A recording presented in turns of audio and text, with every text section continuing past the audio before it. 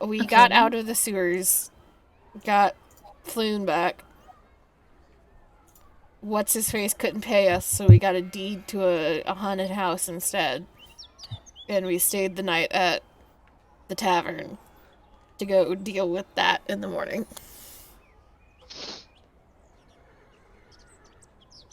Here we go. Full recap. We're done.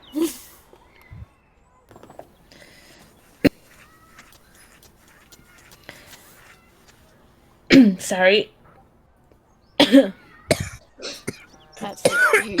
You about to try and tell me I'm wrong, Amy? No, I just didn't. I heard the words. I just didn't process them. I know you said something.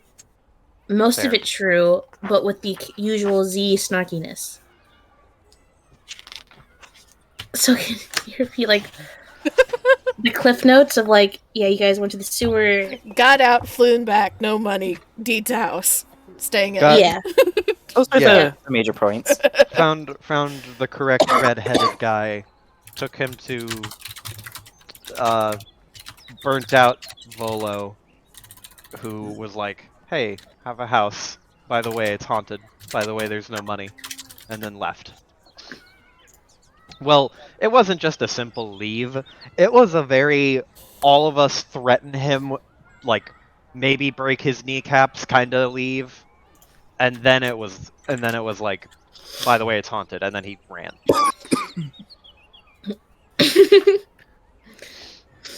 Yeah, he bought it because it's rumored to be haunted, because he wants it to be a chapter in his next book.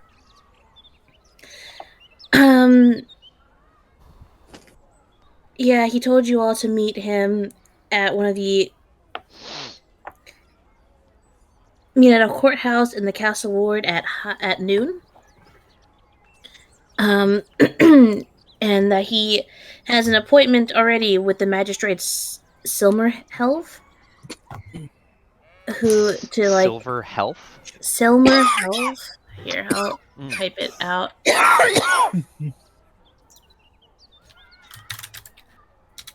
Courthouse.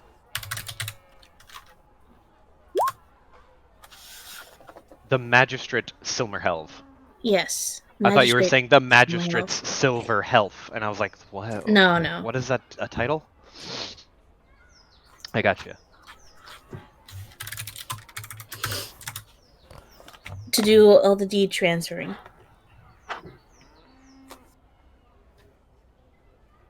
Okay. Alright, so you guys going, or you guys saying fuck the campaign?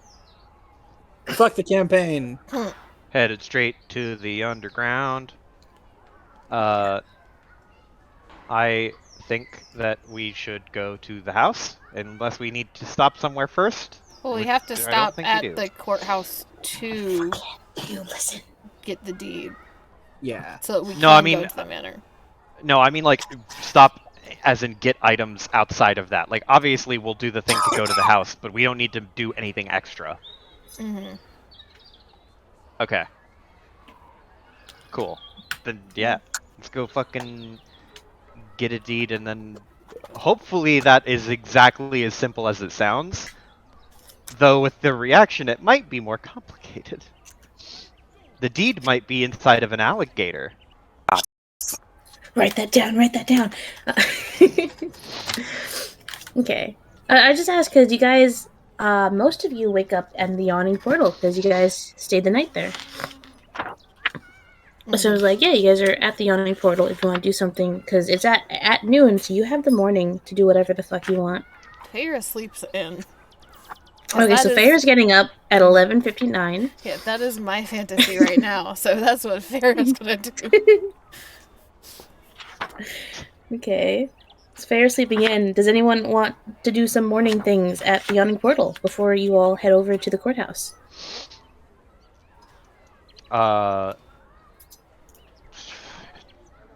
No, I don't think there's anything that we need to do before we go there. Hence my question previously. I mean, Melt would take a morning jog, but that's it. Morning jog? Okay. Insane. Who would ever? To be fair, this is a group of rogues, so I feel like half of them are night people anyway and don't wake up until like 2 or 3 in the afternoon. So they're awake when they actually can do the shit that they do. Mm-hmm.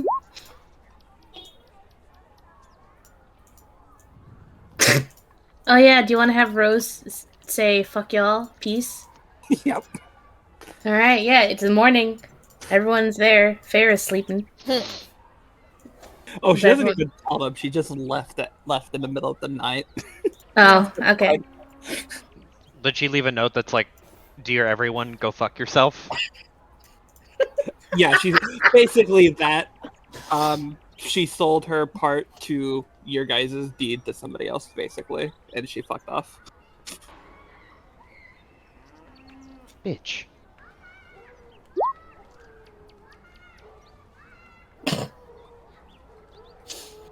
Okay.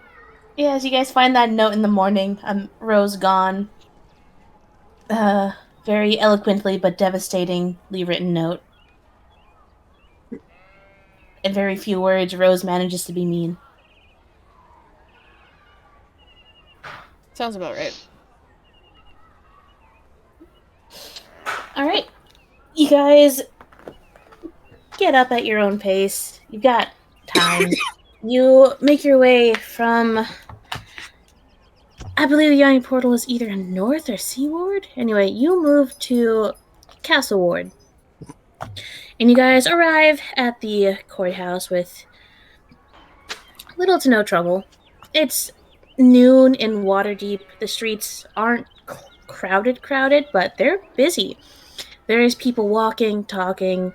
There's not like chaos in the streets, but you've got merchants trying to sell stuff. You've got nobles gossiping at very high-end restaurants. You've got city guard posted up and doing their morning rounds. And as you guys make your way to the castle ward and get to the courthouse, you're greeted with the person at the front desk who greets you all as you guys walk into the courthouse.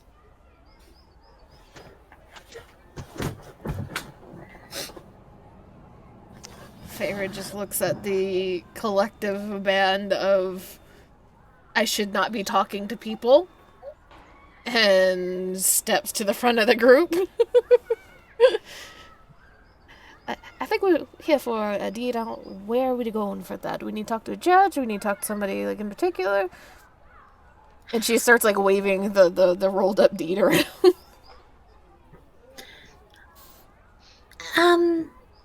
Can I just see that for a second?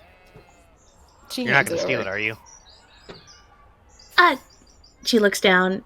No, I would never. I simply just want to know who the appointment you have is with. Narrows his eyes. Yeah. Feyre handed it over as soon as she asked. Alright. She'll take the deed. It's the deed, copy of the deed, because Vola didn't just hand over the official deed. Mm. That shit's, like, locked up. So he gave you a copy of it, to have on you. And she unrolls it and she's a piece of paper, like, transferring ownership from from Volo to y'all. And she opens up a little book, flipping through the pages, and turns the pages, like, finger scrolling down the page, and she settles on, like, a line that has a bunch of, like, names written down and a time. And then she rolls back up the scroll, and she hands it over with a smile. Oh, well, I have you in the records right here. You have an appointment that should be starting soon to have the transfer of ownership done by Magistrate Silverhelm. If you could just wait over in that room there's another gentleman who is also joining you all. And she points you to a... Yes, he actually arrived a few minutes before you all. If you could just wait in there, and... The gentleman is supposed to be sharing our deed, or is this some other business that we're just having to deal with? Oh, he had a similar... And she, like, gestures to the note. He said that someone had given up their share and that he was taking it. He showed me the paperwork for the transfer, so yes, he should be having the deed with all of you and sharing the property.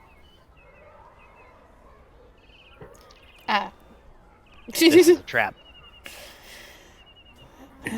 Oh, sorry, I said that too loud. Turns to the rest of the group and whispers, "This is a trap." Well, if it's a trap, then I'll throw you at whoever it is and we'll get out. How? No. Feyre's already walking down the hallway. Yep, she pointed you to a little waiting room. And you all go to the waiting room where she told you to, like, hey, sit tight. Someone's going to come to get you with your appointment in just a bit. And you open the room, and it's a pretty nice waiting room. It's not lavish. There's just, like, some chairs, some tables. There's, like, some, like, glass bottles of, like, water. And a bowl of pretzels in the center. And in the room, Piper, would you like to describe your character? Yes.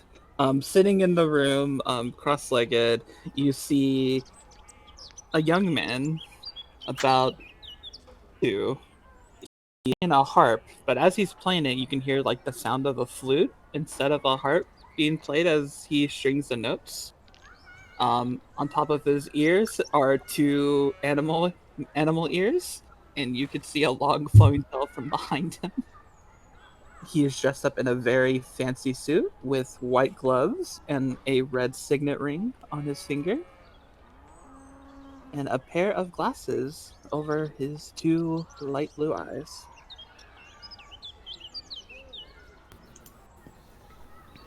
I'm assuming you have character art to show us somewhere.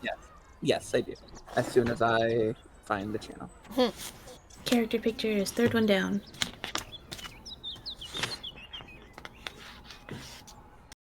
Right one.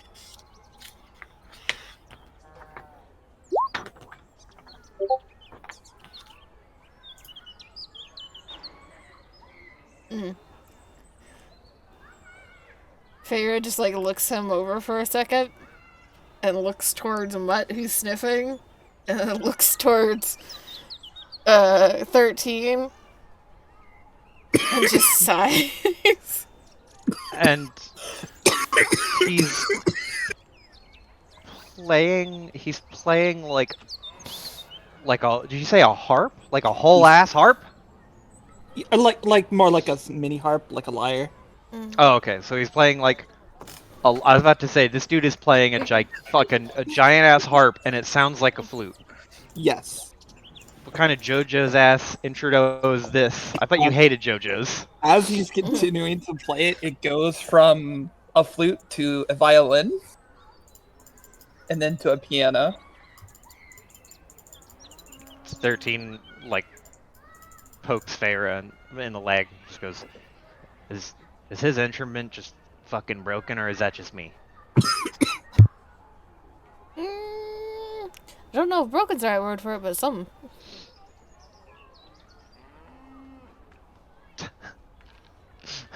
It's not broken. It's just fey magic. Fucked, all the same. Cool. And she just takes a seat. So it's not trustworthy, I think. I've never met a Fae, so I have no idea. You've never met a fey before? No. Weren't you acquainted with Rose? He puts his like a hand to his chin. Well, yeah. How do you know Rose? She helped me out a while back, and then she asked me to buy this, and he holds out the little deed thing. Actually, she begged me to. Something about the lines of, "Get me away from these losers, please. I'll sell it to you at half price." And well, that was a deal I couldn't say no to. He holds his hand out to 13. Ashley Estelmer. A pleasure to meet you. Ashley Estelmer. 13 is like kind of tapping his chin, thinking about the name, his other hand on his hip. And he will, I mean, his hand is really fucking small, but he'll like hold a little hand out and just kind of gently shake it up and down.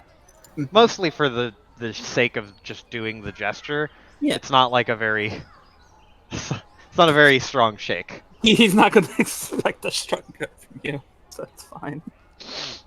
But very, very not hesitant. What's the word? Cautious. Wary. There it is. Cautious. Yes. And you're not a plant, like not like a house plant, like planted here by Rose. Did you maybe? You really think a plant's gonna be telling you that they're a plant? Kind of defeats the purpose, don't it? I don't know. I mean, Fae are weird sometimes, so maybe. Well, that's actually fair. Again, I did purchase this off of her. There's no shenanigans that I'm aware of. You're right, of course. This is fairies that we're dealing with, so who knows? Okay, well, if you try to trick us or betray us or some other shit, then Farah will have to fight you to death. Gestures to Farah. It's in her Farah contract. gotten a glass of water, kicked back a chair, boots on the table. Just chilling. As soon as 13 says that, she just kind of lifts a glass. I'll keep that under advisement then.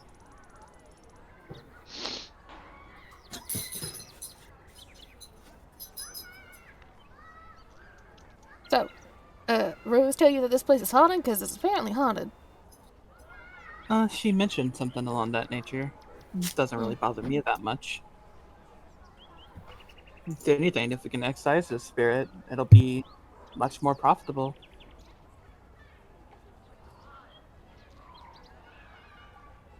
Farah just kind of just shifts her head side to side, and they're like, maybe. Kind of like motion.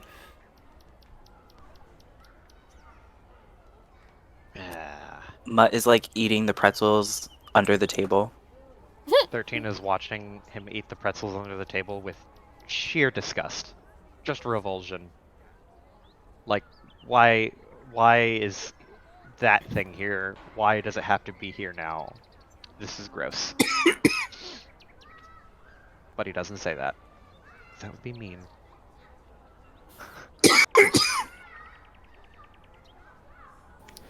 Okay. You all hear a knock on the door as the same lady from before comes in, followed by Volo.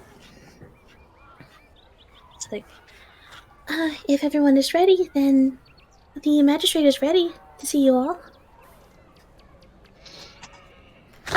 And a very sheepish-looking Volo is there.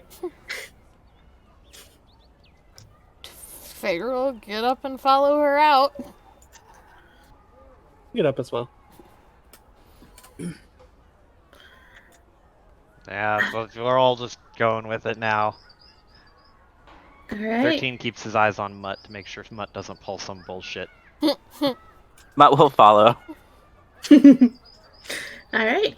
So she leads you and Volo, who looks a little surprised to see Ashley and not Rose. So, like, at first, he was kind of just, like, avoiding eye contact. It's just like, here, I'm here to sign over the deed and then leave before they kill me. But, like, he does look at Ashley. He's like, wait a second. Who might you be? I don't think we've met. Ashley Estelmer from House Estelmer. It's a pleasure to meet you. Shakes his hand. Shakes your hand back. He's like, the great House Estelmer. It's a pleasure to make your acquaintance. Why might you be here?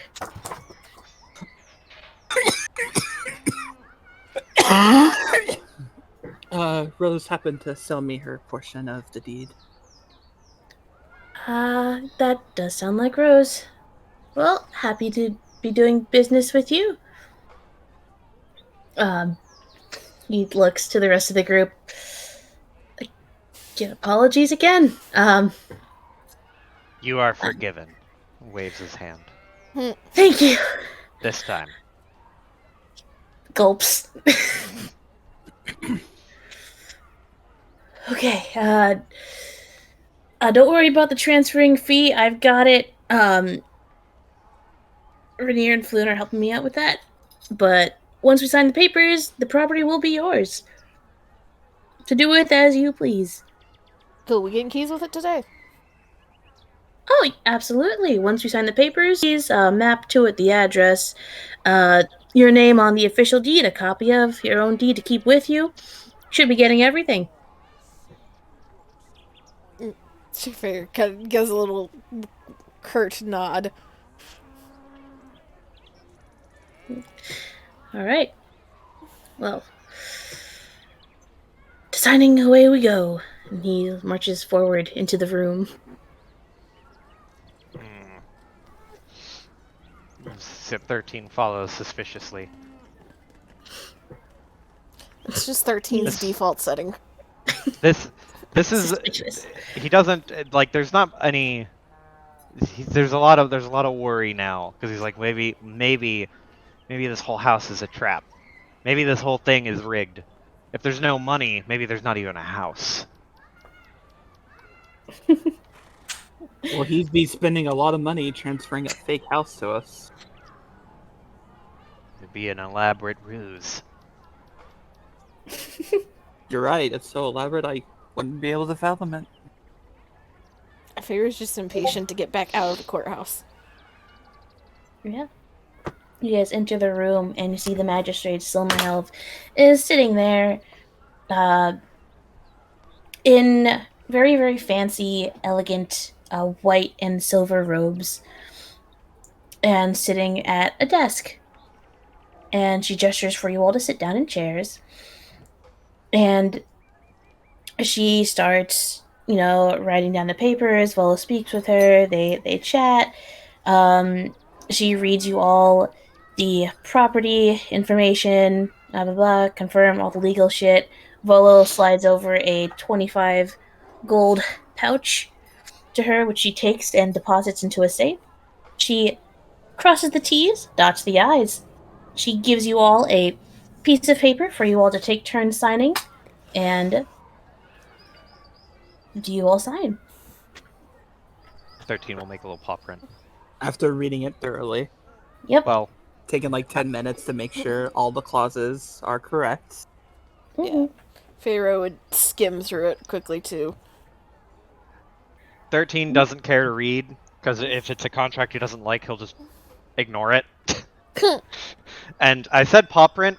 I changed that. He would dip his claw in ink and then use just the tip of his claw to scratch the number 13 on the paper. Oh, that's cool. All right. Thank you. I thought it up myself. Does Mutt sign? How does Mutt sign? So Mutt pretty horribly writes Nice's name. Wow.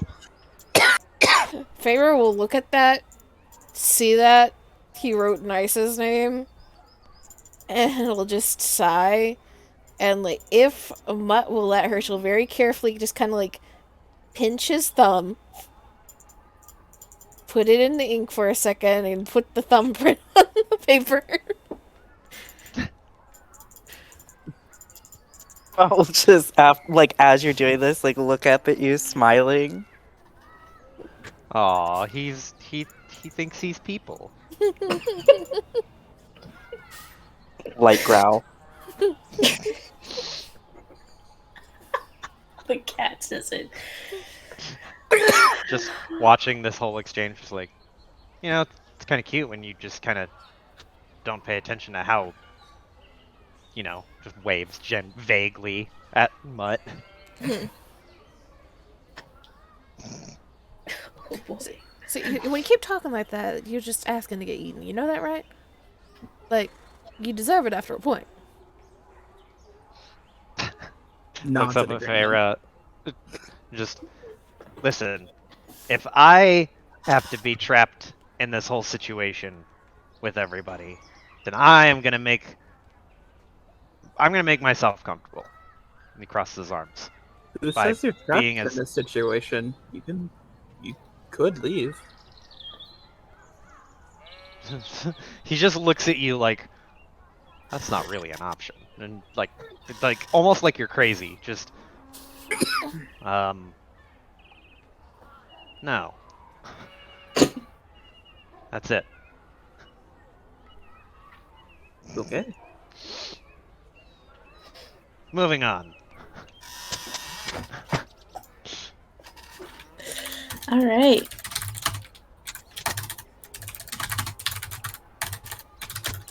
Okay, so you all, after those of you who would wish to look over the contract, you all see that it's true. It is verified. There's no funny business about it. After you guys sign this paper, you fulfill the ultimate fantasy. You are homeowners. Now we're playing D&D. Mm-hmm. Volo Also, that makes Science is 13 the first cat to own a house in Waterdeep. Yeah. Hell yeah. And I assume nice and letter also sign.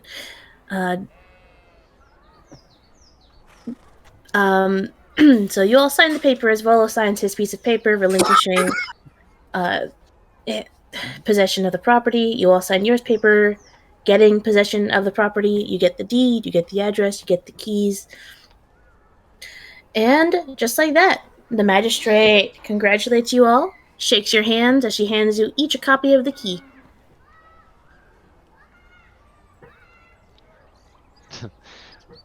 "13 will take it, and he sticks it in his, like, in a little side pouch, rather than using the wand. I imagine his side pouch is about as big as, like, The key. well, it's probably about, like, the size of a small novel. Yeah. One of those, like, Just nods. grocery store Thanks. cheap paperbacks. Yeah. Mm-hmm. Gotcha. Feyre just, like, takes the key. I imagine it's, like, the old-fashioned key that kind of has the loop at the end. She starts Skeleton key. spinning it around her finger. Is that everything we done here? The magistrate, well, after blah, blah, blah, she's like, yep, you're all done here. You can go ahead and enjoy your new property. Congratulations. Suspiciously. Thank you very much. Starts to back out of the room without turning around. You're very welcome. Feyre Shall just we go nods check and out? heads out. Shall we go check out the new place? I have a carriage waiting outside. You have a horse? Mm-hmm. Wild. Last girl we had didn't have a horse.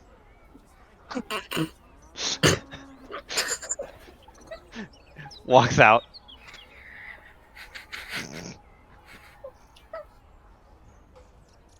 Feyre just rolls her eyes, following.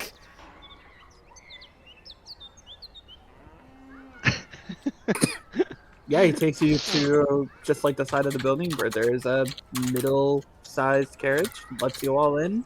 Begins driving. All right, yeah. All right, so the courthouse is in Castle Ward. However, the actual manor is in North Ward. And so the carriage goes through the wards, traveling. It's afternoon. It's probably like 1 or 2 p.m. at this point. And you all make your way into North Ward and down the streets towards Troll Skull Alley. And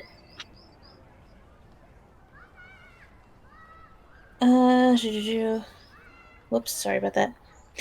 You notice that the North Ward is full of houses that are private residences for more like upper middle class Watadavians.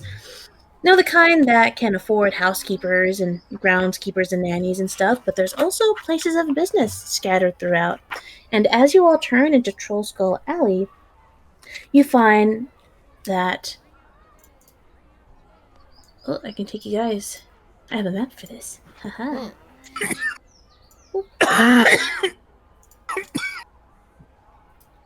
I'll say that you guys all turn and arrive here. I'll put a little scribble. And you see right on the corner, this one right here, is the property that you all now own. You see that it's surrounded by private residences and also businesses of all different types.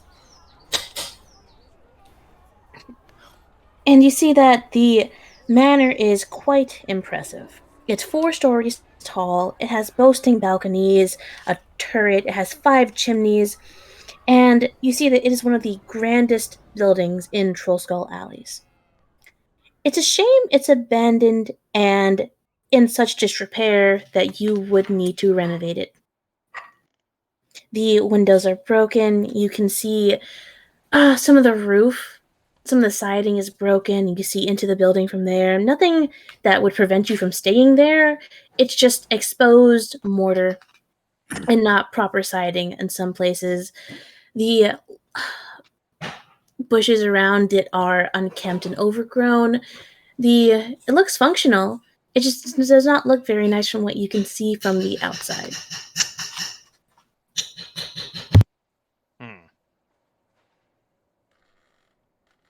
So it's not. At least it's not like got a gaping fucking hole. Nope. It is functional. It's just in disrepair and needs refurbishing. Should we put ourselves on the map like here? Yeah, it's this building right here. Yeah. I'll say the carriage like stopped here, like in that little blup area. But it this building. Yeah. Yeah. Okay. Then, well, shit. Just look over at the rest of the group and say, well, here we are.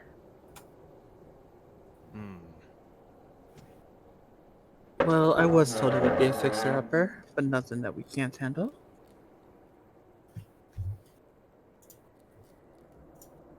Vera just kind of like looks at it and tilts her head slightly.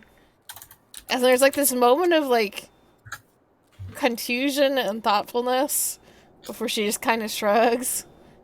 I mean, I guess it can't be too much different than fixing a boat. Right?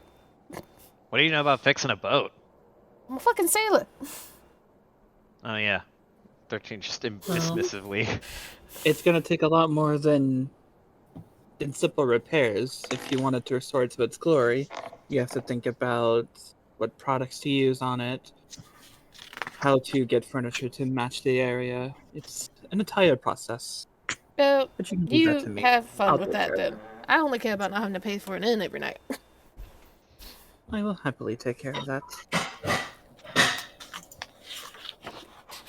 Just 13 will starts follow making whoever. a beeline for the door. Yeah, 13 will like rush in after you.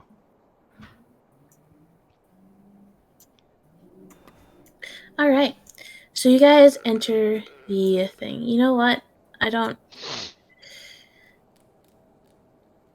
forgot to do fog of war. So I'm just going to say no fog of war. Hell yeah. We will have to use our imagination. To not see what you can see. To add to the ambiance, Ashley is going to use his harp to play like a creepy dirge. Like to make it sound like a violin and just play a slow, soft, haunting tune. So the characters have ambiance music as the players do. Nice. All right. So you all walk in, you slide the key in. At first, it takes a little bit of force because it feels like it has not been opened in quite some time. But the key turns and a little bit of dust comes out as you swing the door open.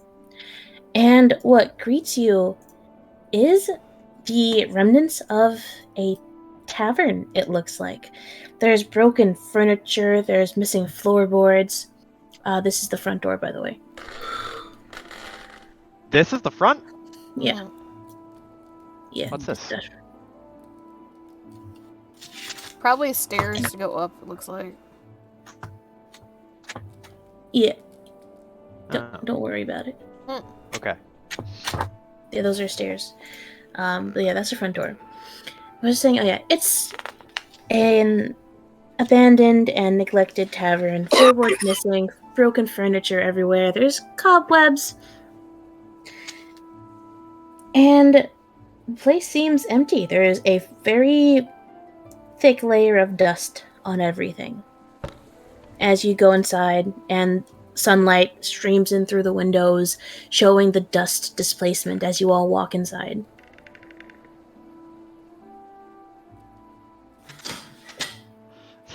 Look around. This place definitely looks like ghosts like it. Isn't it wonderful? I would just advise making sure you watching where you're putting your foot, because it looks like something on the floorboard's about to fall and we're going to end up in the basement real fast. Not by the optimal route at that. This looks like it's gonna take a lot of money to renovate. Or a lot of favors. Well, Favor, you know a bunch of people, so I know a lot I of don't know, sailors. They start don't give a pulling shit about a strings. house. Unless we're going to board them here too. no, this is our house. Unless they're good at dealing with ghosts, then we can maybe let them stay like one night. Maybe not so good at dealing with ghosts, but really funny to watch them try. Maybe we should hop by a local cleric, see if we can get any tips on how to exercise. Let's figure out if we even need to deal with that first. I hate working out. That's a good point. He just ignores that pointedly. But you do get a small smile from him. It also should be apparent. Alright, it also is worth noting. Most of his comments, like, he knows he's being a shit because he's not dumb. He's actually quite smart. He just thinks he's funnier than he is. Feyre is going to kind of walk the outline of the room and like very pointedly try to like open any curtains that are partially closed and like get more light in to see exactly what they're fucking dealing with. Yeah. You open up all the lights and it just lights up this. Essentially, it was the tap room, the main part of the tavern. You find that these stairs looks like they go downwards. You find the stairs over here look like they go upwards. You do the perimeter around this whole first floor. You find the remnants of a kitchen and storage room. And you just find just an abandoned, very old tavern. You find casks of wine that have turned into vinegar, tarnished silverware in some of the drawers that were propped open and hanging out, and just, worthless things strewn about. Whenever Feyre like opens a drawer and finds shit in there that is worthless or useless, she just goes ahead and like empties the drawer on top of the nearest counter or table, so that there's like little piles all over the place, but they're visible, so that she knows what's going on. Okay, you have a whole big pile. And does she see this? Did you see this? Yeah. I don't know if that's a thing or not. Yes, it is a thing. Oh. I misread a thing, actually. You open that up, and that is the entrance to the basement. Looks like this is just like a balcony. Gotcha. That's just like an outdoor balcony. My bad. So, Feyre ends up like here, has gone and like tapped her foot against this door a couple of times, and then moved back here, and just looks at everybody else, and like one hand motions towards trapdoor, the other hand motions towards stairs, and she just looks like up or down. As you motion towards Feyre, you opened all the curtains, right? Yes. As you motion towards the stairs and the trapdoor, you hear, and you kind of see out of the corner of your eye, one of them snaps closed. The curtains? Yep, a curtain just snaps closed. And you see her mouth close with an audible click. Yeah, everyone and she sees just this, by the way. Stares at it. 13 is going to pull out like 2 of his little sharp cards and 1 in each hand. See, I should not have to ask this because normally I know I did not drink nothing this morning that would make me see shit, but everybody saw it, right? Yes. Yes, we did. Or I saw it. And I don't know about anybody else, but I know saw there's it a as ghost well. here. Okay. Well, I guess question still stands. Up or down? Ghosts live in basements. Do any of you have a set of torches or the ability to see in the dark?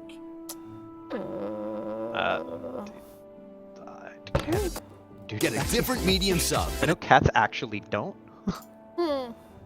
I do have dark vision, so 13 holds up his hand and just goes, I can see in the dark. I also have, got a candle. I think I have a torch, and he begins digging through his bag, producing one. Hold on, I forget. I accidentally closed my character sheet because I'd be dumb like that.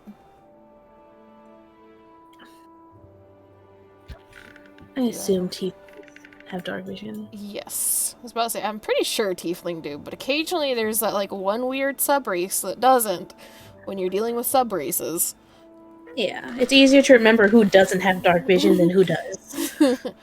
Yes. Feyre just, like, smiles slightly. I may only have one eye, but I can see the dark. Thank you.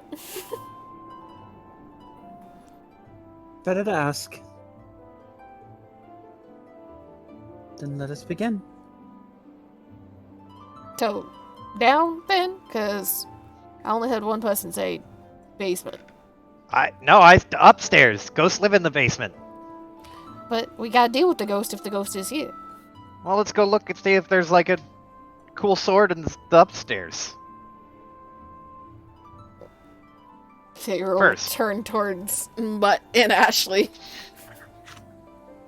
Can Mutt sniff around the basement door Yeah. and like see if there's like, I don't know, anything that smells like it? Does it smell like shouldn't? ghost? Does it actually? Do you have a thing for smell? Are you for real? Maybe. Did you... Is this like a homebrew race or like a custom? Or is this like...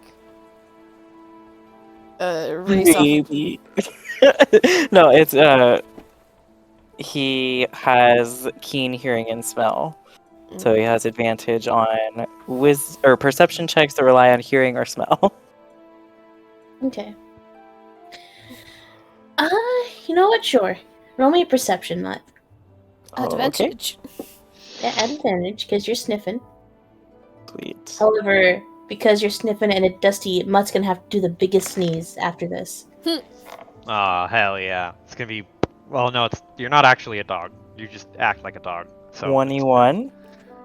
Who? Okay.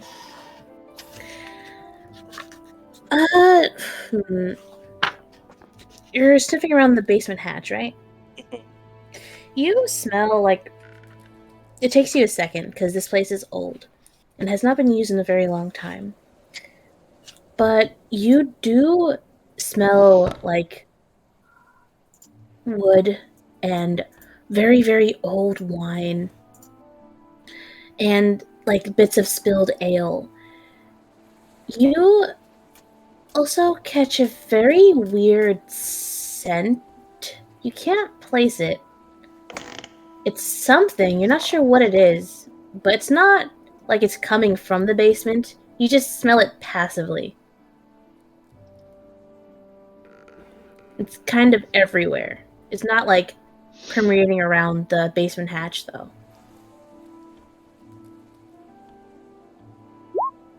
Weird.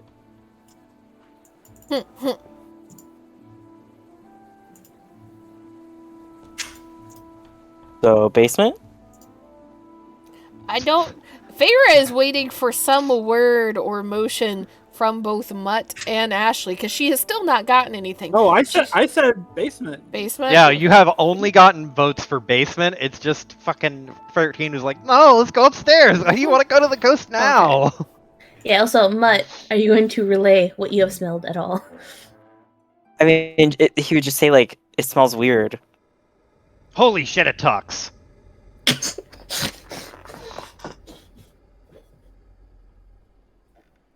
I mean, thanks for the heads up. He's literally not even looking at 13. He's looking up at Feyre like, down. Well, it sounds like we're going down then.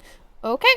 And she reaches over and yoinks on the trapdoor.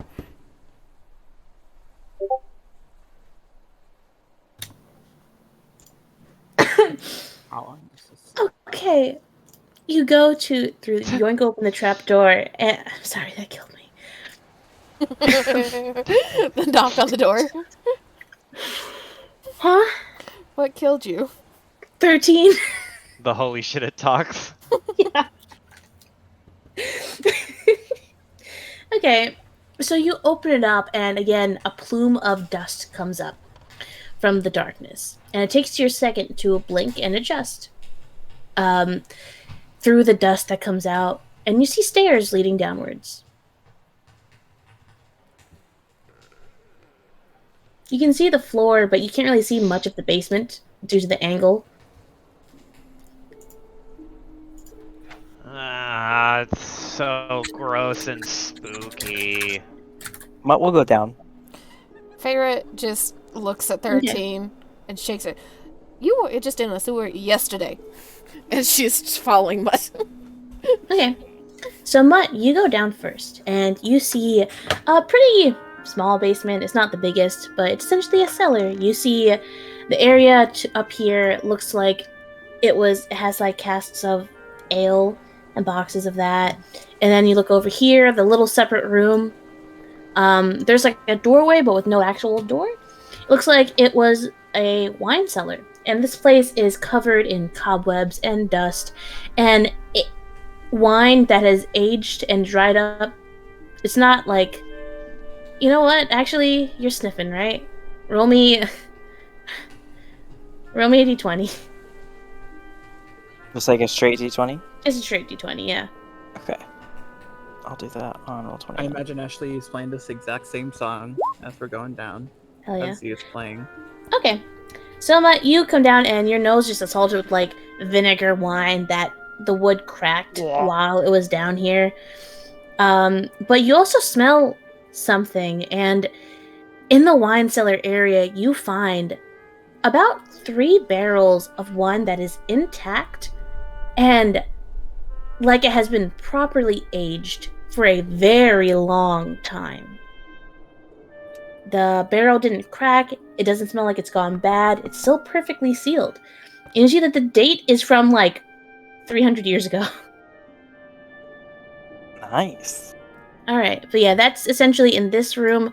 Open door right here, so there is like a little bit of a wall there.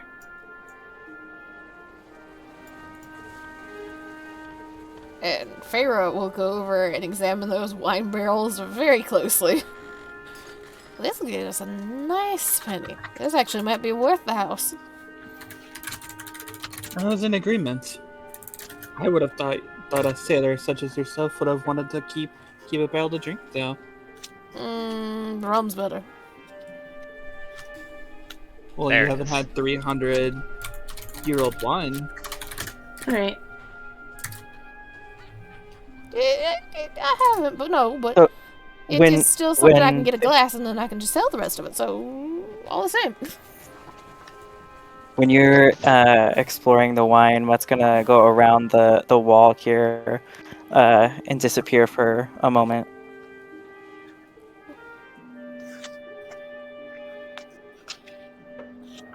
Around the wall, where? There's a wall right here, right? Yeah, there's 2 little walls right there. So, But the wine is in that room. yeah, the wine is in that room.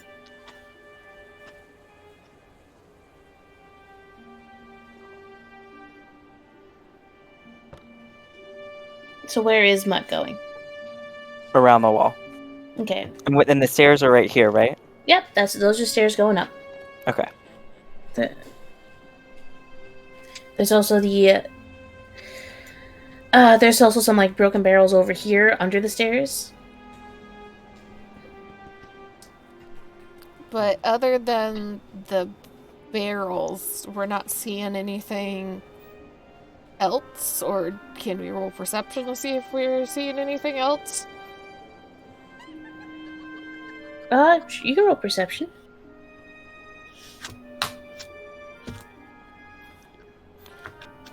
Bruh. Why is D&D Beyond, or not D&D Beyond, why is Beyond 20 not connecting? The fuck? I have mine in D20. That's alright, 17. Haha, dirty 20. Okay. You're all of you are like committing to investigating this basement, right? Mm. Yeah. Okay. And you search this basement. It's got just wine barrels and broken wine barrels. It's got the 2 or 3 barrels of pretty nicely aged wine, and Farah, you know you got a dirty 20, right? Yeah.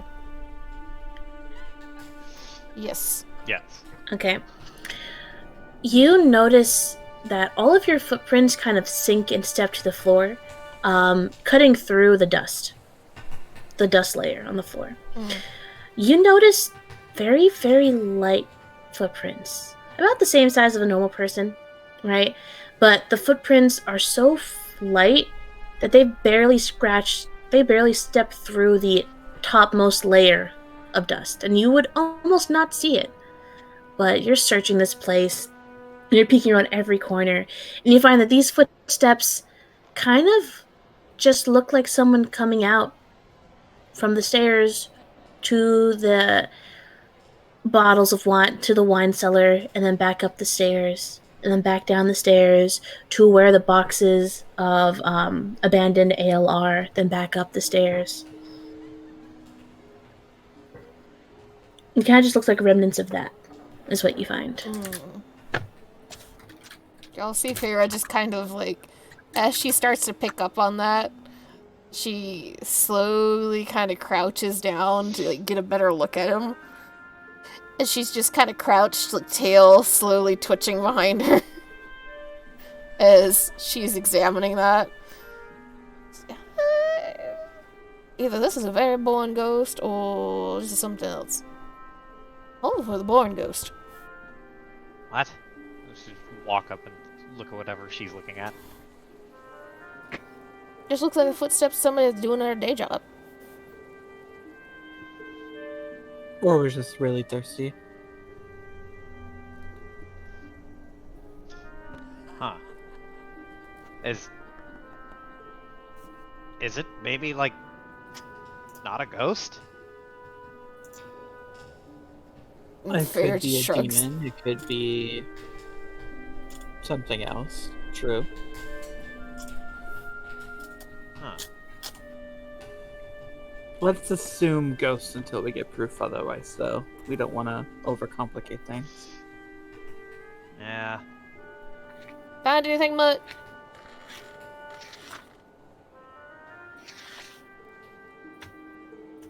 His butt just disappeared. No, just standing behind the wall in front of 13. Staring at him. Wait, what the fuck? Got a problem? Do you want to take this outside? Boys? No. He started it. Still just staring silently, rolls almost her eyes. waiting. So all I So saw can- was the footsteps, right? Yep. Well, is there anything in here that we haven't, like, searched to an extent? It's a small cellar with busted up boxes and barrels. There's nothing really else to look for. Pharaoh will Alright. just do a once over and just kind of like knock on the wall in a couple places, just double checking. How many times do you knock? Like different spots, or what does the knock sound like? What does the knock sound like? It is like 3 or 4 kind of raps of the knuckle. Trim Okay. and a haircut. What? 2 bits. What? Da, da, da, da, da. Da, da, da, da, da, da. Oh, okay. Are you doing that like all along all the walls? I am not doing that. Joe was making a joke, Yeah. but No, I meant like the knocking. yeah, she's picking a few places where it's easier to get to. She's not gonna fight over any like junk to reach the wall. Yeah. Easily available wall. Mm-hmm. Yeah.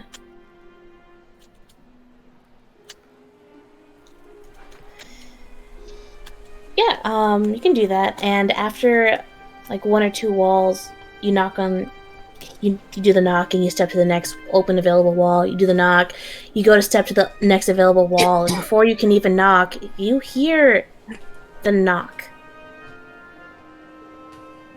Can I tell from where? Probably right where you were. Or like the one most behind you, probably.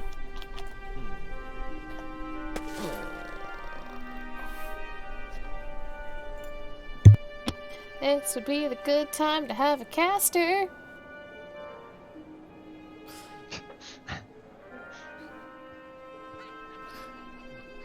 Well, I gonna investigate or what? Go on, do you think? I know some spells. What can I do? You got anything to see the unseen, or sense the unseen, or see if there's magic or anything like that? All I got is a little bit of frost, and she just kind of like wiggles her fingers, and you see some frost on her fingertips.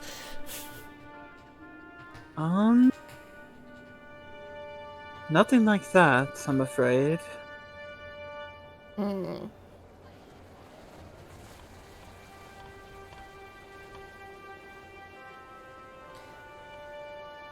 She is gonna maneuver herself so that this does not accidentally smack anybody that she does not want to smack with it. And she will just cast a very weak, choosing to, if you'll allow me, choosing to just roll a 1 on the damage. A very weak ray of frost, where she thinks there was the sound coming from. You can choose a 1 on the damage. Just to see if it hits anything. It just hits the wall. You see the frost just start plaster against the wall.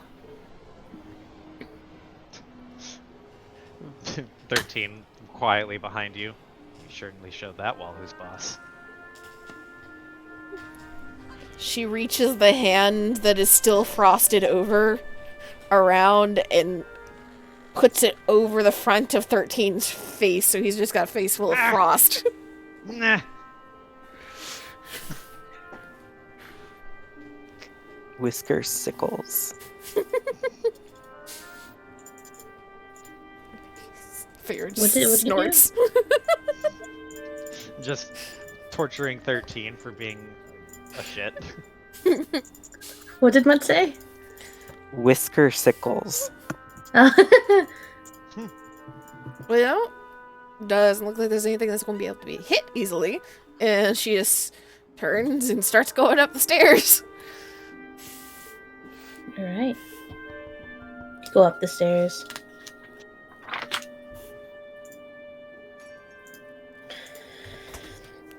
And if nothing has changed in the dining room, she's just marching around the counter straight up to the second floor. Yeah, nothing's really changed.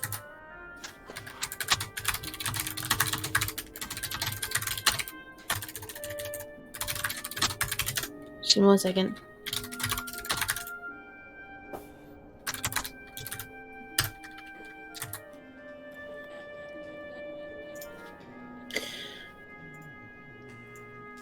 Alright, you guys all go up to the first floor. Yeah, nothing's really changed. The sunlight's still coming in. And you march up to the second floor. And it's pretty much more of the same. It's a broken, not too much broken. There's a couple of missing floorboards, but nothing like dangerous or not livable.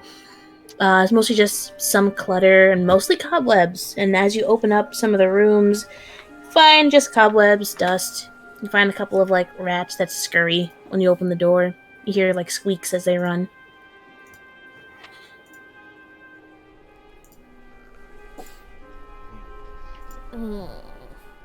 Feyre will do the same thing that she did downstairs, even though apparently Ghost didn't like it, of any window covering or curtain or anything that she finds, she will open it up. I will say, I love the lighting effect down here in this room. Yeah, me too. It looks That Very is very pretty. I know, right? Great work on that, Amy. Incredible. Truly. No notes. Not a single note. Yeah, and I totally did this map, guys. I totally didn't just find someone who did it. Hell yeah. Yeah. Okay.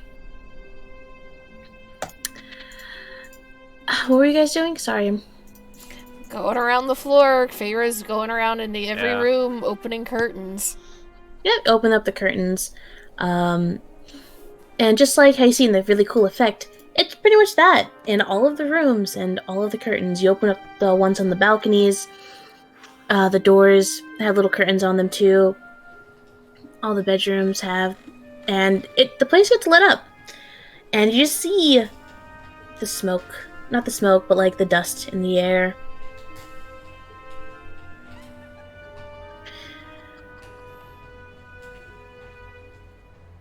And it's pretty much just a empty, dusty, dirty, abandoned floor with some rooms and some rooms and some broken furniture. Well, if we walk around through all the different rooms and we're not really hearing much, I will say, Ashley, what are you doing? What am I doing? Hmm. I imagine I'm just in like the center area, just sort of watching everything. Excuse me, sir. Who is that? Who is what? excuse me. Cody. That's The a behind puppy. 13 is a wolf. Is it dressed like mutt? I mean, it's just fur. It's just a wolf. It's just straight up just a wolf behind 13. Is it threateningly wolfy, or is it just It's just sitting there Just looking standing at you. 13 just freezes in place and just looks at it, like stares? Ashley Not- reaches down it's- and scratches the puppy. It'll do that thing where like the back leg starts wiggling. It's gonna start backing away.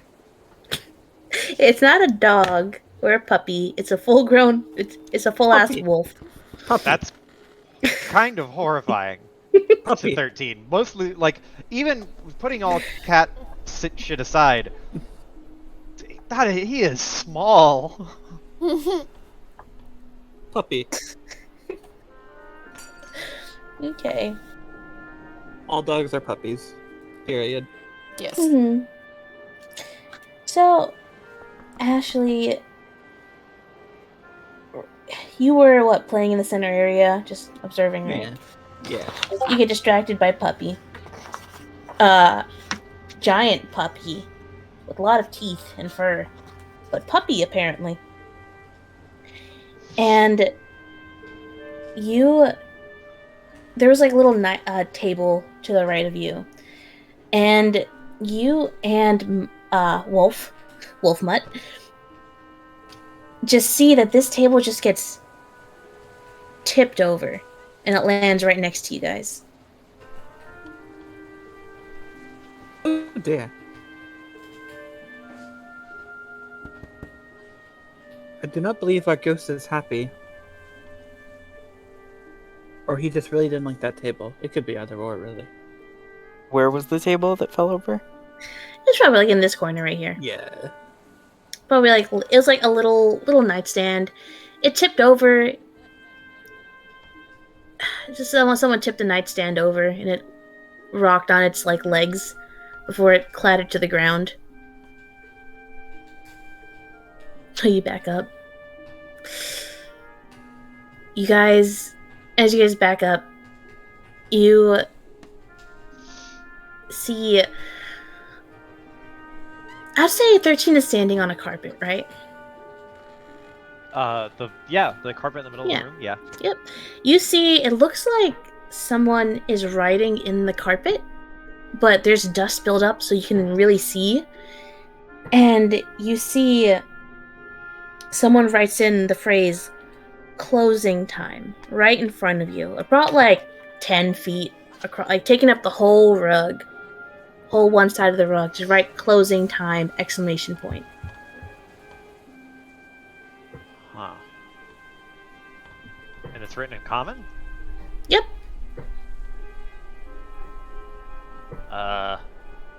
Gonna get on his like hand. He's already pretty close to it, but he's gonna get on his hands and knees to get even closer to it, and then look at it.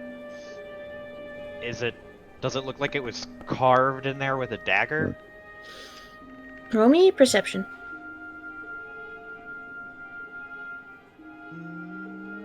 There. 16. It looks like, with that perception, you can see that it kind of looks like someone was. You see the same footprints that Fair pointed out to you before. It looked like someone stood right next to you and just wrote this out with their finger. Wait, you said it's written into the wood like the dust? It's not like written, like carved into the wood. Carpet. It's the dust carpet. on the carpet. Right. Right, sorry. Yeah. Okay, so 13 will look at that and then turn around and look over his shoulder. Hey, did one of you write this? None of us have been next to you. I will say, I think I miscommunicated. 13, you saw this get written. Okay. That changes everything. 13 will watch it be written into the dust and then just like blink twice and then like just very calmly look around. Can he see anything? Like, does he see footprints anywhere?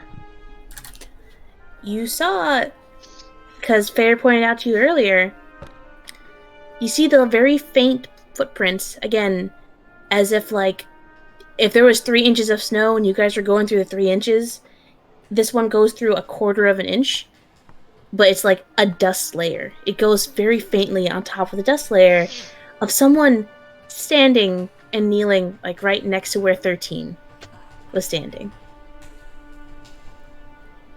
I'm gonna do 13, like, wherever the footprints are leading, to wherever they would be if he saw, like, if somebody was walking away or towards 13.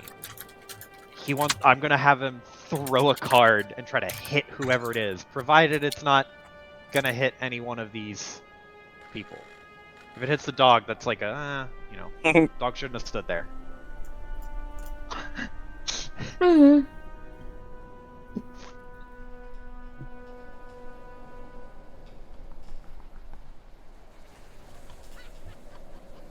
So you're going to try to attack? Yeah, I 13 thinks that this might be someone invisible. Because ghosts don't quip. Maybe. They You're might right, ghosts quip. don't quit. They die. And No, become quip. ghosts. Like Oh, they quip.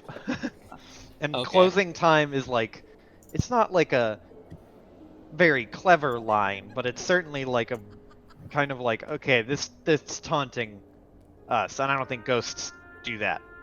Okay, I don't know though. you can roll to hit. Or roll to try to hit. Eh. Did it roll? Go. There it is. 14. It's a really bad roll. Alright. So, your car just kind of just flies through the air and kind of curves and just gets embedded into the wall. Not really making contact with anything. But yeah, no. Fairy, you enter the room and you see that too.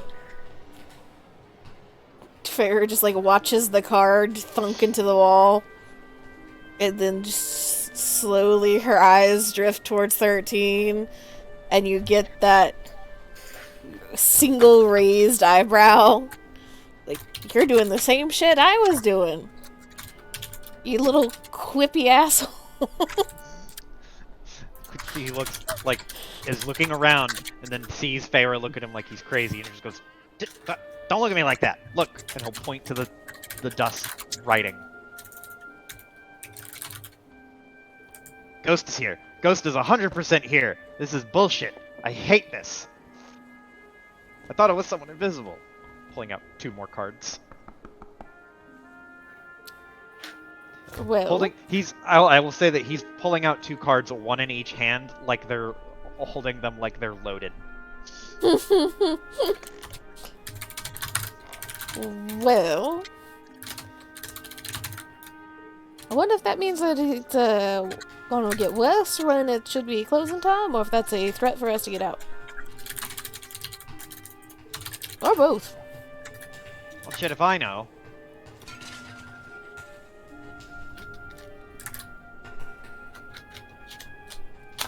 And Figure will just kind of look around at everybody, see that nobody is like figuring anything out any more than she has. She just kind of like raises her voice a little bit.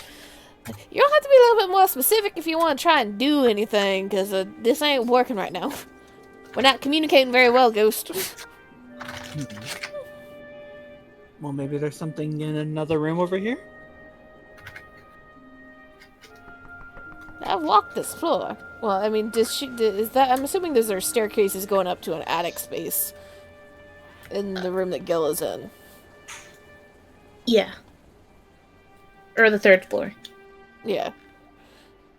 So Feyre just kind of like watches Ashley go by and shrugs. Walk this entire floor. The only thing I can think of is keep going up.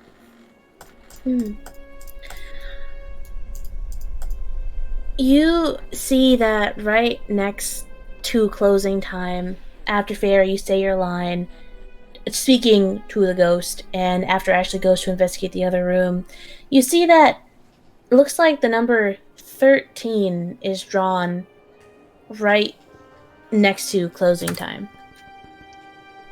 Feyre will just like smirk and at point all. at it to 13. Ghost got a crush on you, 13. Did she also see it get written? Yep. So 13 will look over. I'm assuming he didn't see this get written, but he'll look back and then see that it says 13 and be like, "Oh, very cute." Maybe they're just like cats. Well, everybody likes cats. Wrong. Don't see anything over here. I hate this, I hate this, I hate this, I hate this, I hate this. 13 is just panicking. Feyre, now noticing Mutt for the first time, just kind of like looks at him. And there's that eyebrow raise again. Oh yeah, it's just straight up a wolf sitting in the corner. Puppy. And there's a pause. And then she looks to 13 and then looks back at the wolf. Points at him. What? Trying to ascertain if this is the same person that she knows.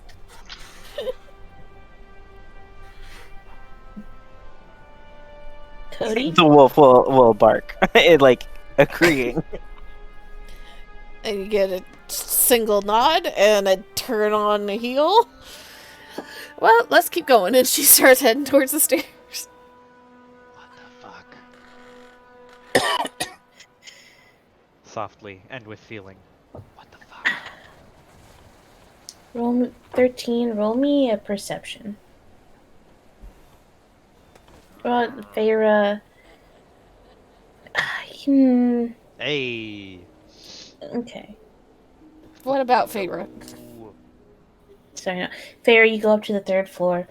I'll get back to you on that 13. But you guys continue on to the 3rd floor. And you find it, much like the 1st and 2nd verse, a mess. I thought you were gonna say the same as. It's got some rooms. It's got a large room that seems to be like a library and like study of sorts. It's got a couple of bedrooms and bathrooms. Same state that the rest of this manor is in. It's also got a ladder up the top left here that goes up into the attic. But very much the same state that everything is in. What is this? Oh, these are actually the stairs that we came up. So are these different stairs? There's 2 sets of stairs still. Okay, so these stairs go up to the 4th floor. Oh, okay. And sorry, excuse me. The top left ladder goes to the turret. Okay. There are 4 floors plus an attic. You know, it's like, wait, it's 1, 2, 3. Okay, 4 floors, including the attic, plus a basement. And a turret, apparently. Yeah, and a turret. 4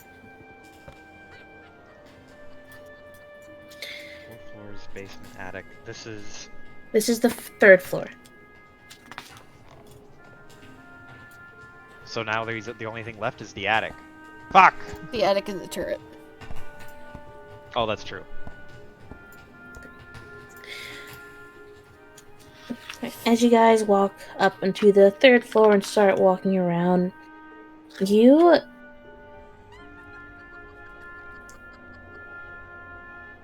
hear a couple of doors close. Not slam, but just the closing of a door or two, just out of sight. Let's say if you guys were where your tokens are, you'd hear the door closing from over here. If you go to investigate over there, you'd hear a door close over here. What the fucking... I'm gonna throw a card into a door. It's stuck in the door. Stop doing that. We have to fix those holes, you know? I'm trying to get the ghost. Doing more than you are. You're not gonna hit a ghost. Looking around for the ghost. Feyre is going to do the exact same thing she has done on all the other floors. Start pacing through every single room, opening everything. Yeah, I'm gonna go into like the master bedroom and look around, which I assume is this one. That's the library and study. Bottom is the master bedroom. Okay. I'll go check out the master bedroom then. Okay. Rolling investigation. Okay. I wish my brother was here.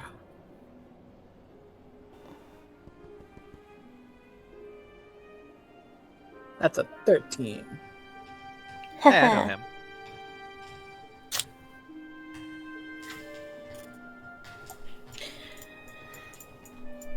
Okay, so you roll a 13. Okay. So you're searching through the master bedroom as everyone else is doing their own investigations. And under poking out from under the bed, you find what looks like a journal poking out from under the bed. It's dusty, it's old, but it's there. You see it. I'll grab it. Mhm. Right. You see, it is locked. It's got a little lock on it.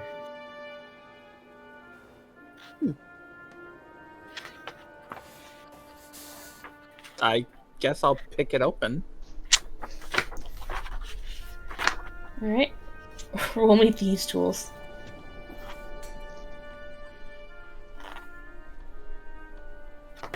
Let's see. These tools. That just lets me add my proficiency bonus to Yep. it, right? Dex plus proficiency. Dex plus proficiency. So plus 5. 12. That's another 13. Hey, I Oh know no, him. that's 12. Sorry, not a 13. Hmm. Okay. I was going off of what I rolled. Whoops. Yeah. Okay. So it takes you a minute or two because of how dusty it is and how old the mechanisms in the lock are, but you crack it open. Do you just stay in the room or do you share your find with the others? I'm gonna read it because I don't like it's just a journal right now. It's not anything important. Gotta look through it first. Okay. It's someone's journal. It's essentially someone's like diary, and you've got the name of the person. It looks like it's the diary of someone named Lif. Lif. And they talk about their day-to-day life, and you see that it's dated. Some of the entries are dated around 100 years ago.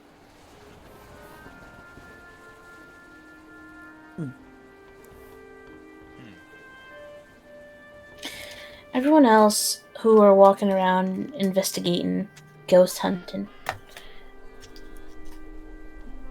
Yes. You turn a corner and you see there's a couple of random, like the odd dish here and there. Like a cup on a nightstand, a plate on a table. And you turn a corner and you see a plate on the table, like in the library and study. So Fair would see this. And you see that it looks like someone kind of just picks up the plate and then drops it on the floor. And it just cracks in half. It doesn't get thrown against the wall, it just gets dropped on the floor from like 5 feet up. Oh, Fair kind of blinks at it and shakes her head. Now that's just a waste. I have shitty manners, and I even have better manners than that. You don't go breaking the silverware and the dishware.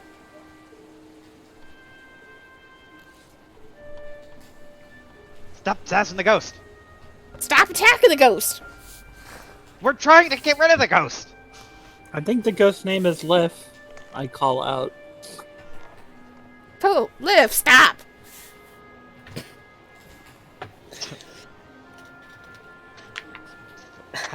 How did you get the ghost's name? Found a journal. Oh shit! Is there like a ritual in there that we can do to make him like die or something? Or Well, it be does, excised? but you're not gonna like the ingredients. Why? What are the ingredients? The heart of a live black cat. Oh, very funny. You can see him slightly smirk a little. The pause in the music was perfect. It was. It actually. Record scratch.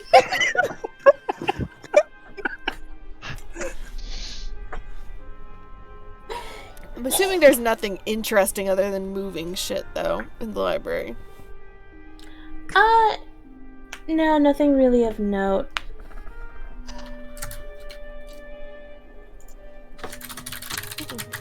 Continues on her journey around the room, the floor. Okay.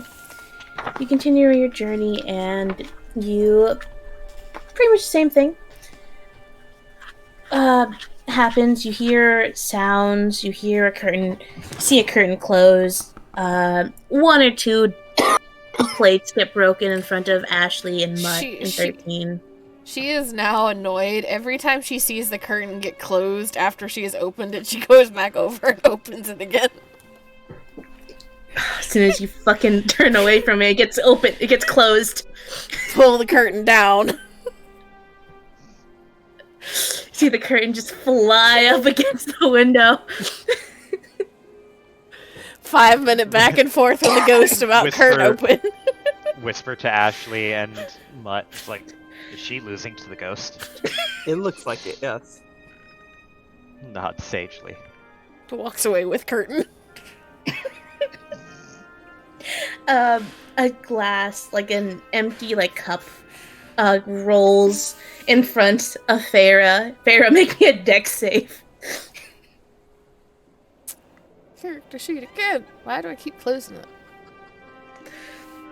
That is not my night for this. Double check something. Dex save. Ouch. Alright, you pull this curtain, you're like, okay, I got the fucking curtain, the ghost can't do shit. You all see, cinematically, Farah goes to walk down the hallway, and a glass bottle rolls from one of the bedroom doorways, and slips right under Farah's foot. She goes down to a knee, tosses the glass over her shoulder, continues on with curtain. Meanwhile, Ashley will go up to the attic. 13 will go with Ashley. They're losing their minds already. Hey, well, she was pretty close anyway. Oh, really? Yeah, I appreciate the warning. you're welcome. Absolutely no trouble. And if she gives you any grief, I think the easiest thing to do is just kind of whisper, "Wake up, Farah," and then leave. He nods.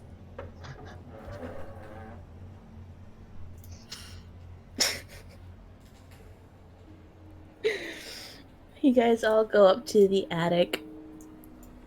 Whoops. And you find a little makeshift bedroom in one room, and then the other is just storage. Again, place is dusty, covered in cobwebs, broken, beaten down boxes.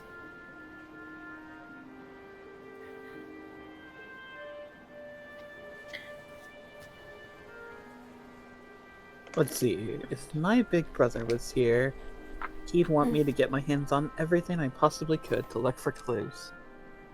He begins. brother. He nods. And he begins rifling through everything, looking for stuff.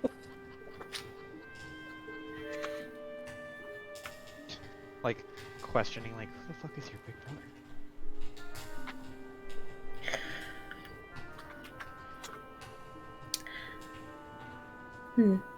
Where's Farah going? I guess if she was fighting the other one in the other room, she would end up in the turret? because that would be the first one she'd come across. Okay. Hey, Mutt? Cody? Yes. Would you like to join me in the other channel? Oh god. Oh.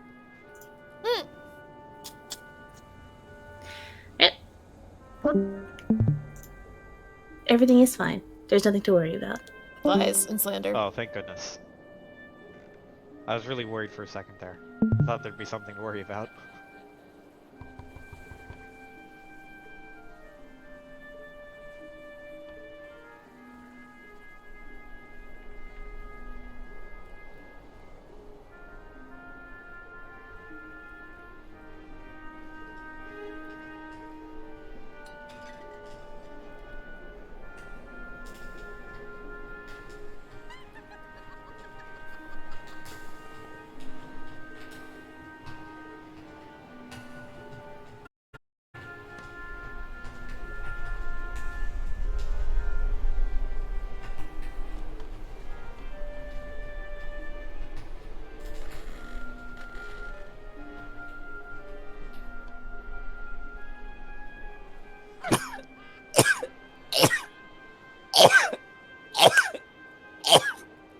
Bless you.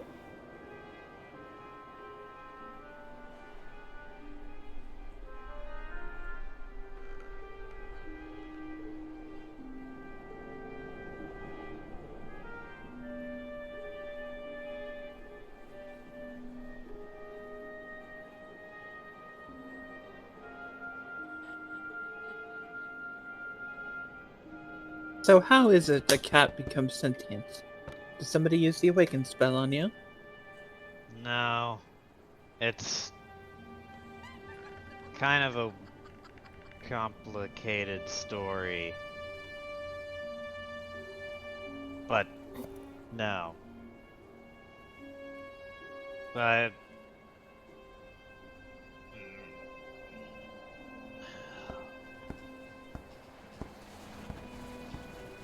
if there's rum in this house, I'll tell you. That's the rub. No rum, but wine. No, it's gotta be rum. Wine is not good, and wine is not gonna get me sauced enough fast enough.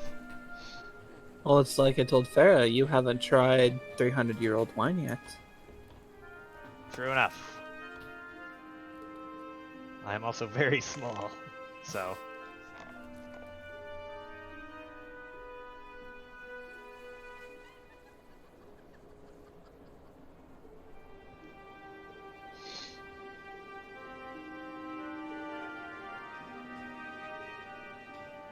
This reminds me of like a video game. Like I don't know what video game, but it like this music in particular. It kind of does.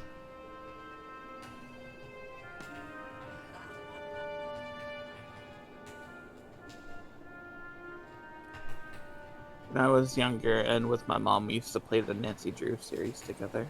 Oh my god, I played Aw. the fuck out of that series. Because it was old series that I did not have to fight my family about being allowed to play when they had more control over like what I could and couldn't play. Yeah. And it was a cheap enough series that like the graphics ran on a potato. Let's see. It was the Mayan one that I played with my mom. I think I had like 5 or 6 of them by the time I was done. I was so big on Nancy Drew and the Hardy Boys when I was younger. Same. I still have like, it's a family collection because my grandmother started collecting Nancy Drew and her brother started collecting the Hardy Boys when they were kids. Yeah. And so they had a collection, and then my mom came around and she got more to add to the collection from when she was a kid. And I got even more from when I was a kid. So, because those series never die. So we have Wonderful. just a giant shelf full of Nancy Drew and Hardy Boys books.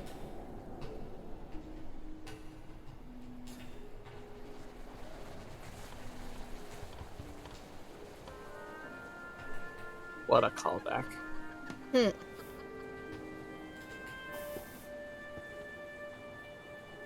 Kind of makes me want to play a Nancy Drew game now, though.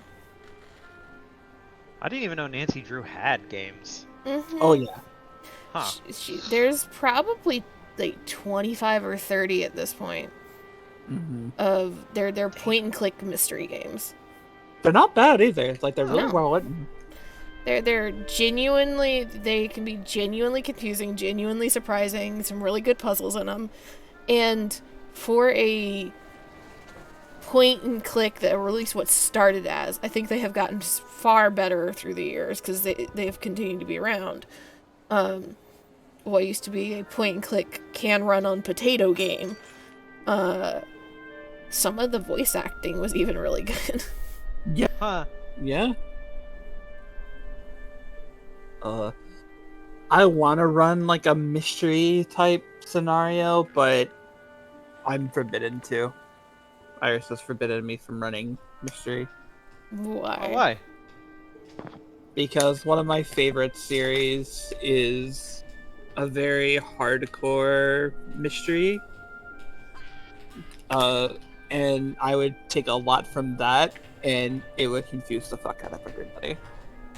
Yeah, Oh. that's the challenge of running a mystery tabletop, is that you want it to be hard and like good, but then you also have to like subtract at least 50 IQ points from your collective like players for tabletop.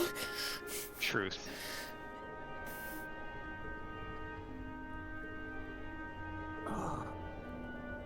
If you want a good mystery recommendation, Umineko no Naku Koroni. Best. Wait, is that the cicadas one? Same author, Oh. but not that one.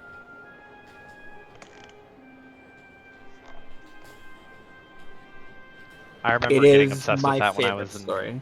Yeah. middle school and high school because I thought it was horrifying and creepy and It is my violent. favorite story with no contest whatsoever. Damn. I'm hoping to weave in some mystery stuff into Star Wars at some point.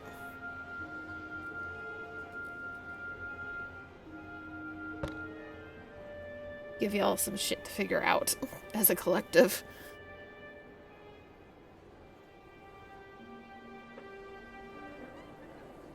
A little bit harder to weave that into Spelljammer because as we are getting closer and closer to the bridge between Academy and Light of Xerxes, or Xarxes, whatever, the official module, I'm realizing that I'm gonna have to tweak and fix a bunch of stuff because it don't make sense, the connection. It don't. Like, there's no communication. None.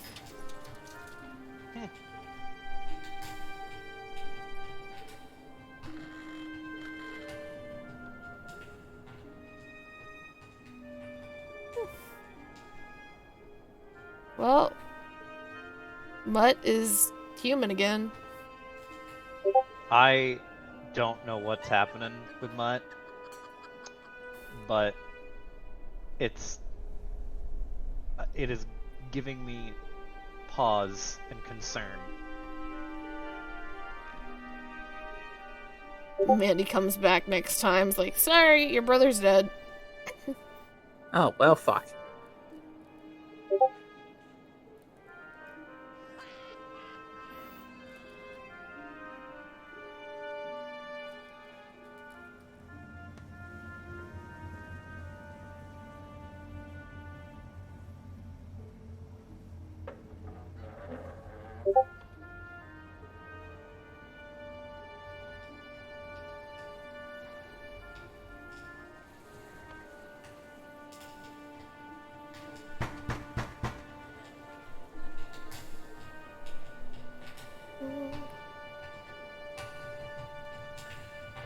Do I have any of those games on Steam? I thought I had a few.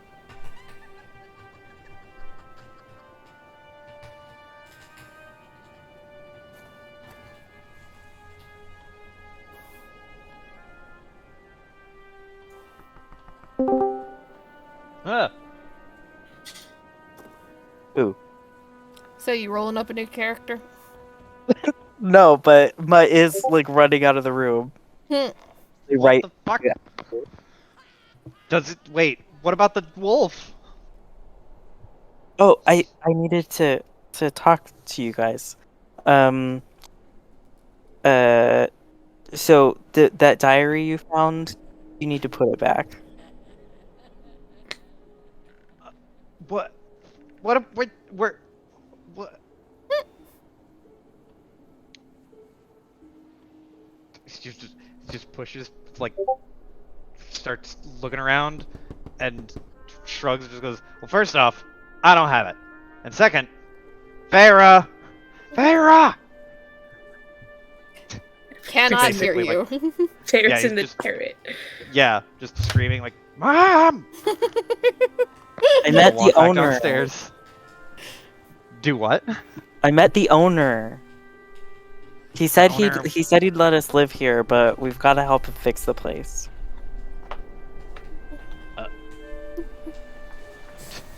Are you okay? Yes, thank you for asking. I'm gonna put like, how are you close to the ground? I mean, probably. Then 13 will like put a hand to the back of your head, or like the back of his hand to your forehead, and feel for a fever, because he's just like, hmm. Are you not sick? No, I'm Were you not a dog sick. before? A wolf. That's what I said. Puppy. A wolf. And he'll growl a little bit. So, why were you a dog? What do you mean, why? You're not a dog now. I know. Why were you a dog before? Why are you a dog now? Aren't But you a sometimes dog I do now? that. So it What reminds do me you of mean sometimes you mom. do that? But I don't. You're a talking cat. Yeah, but that's different. Uh, uh, Don't change the subject. Anyway, we need to put the diary back, and we need to start cleaning. Oh, what? I hate cleaning.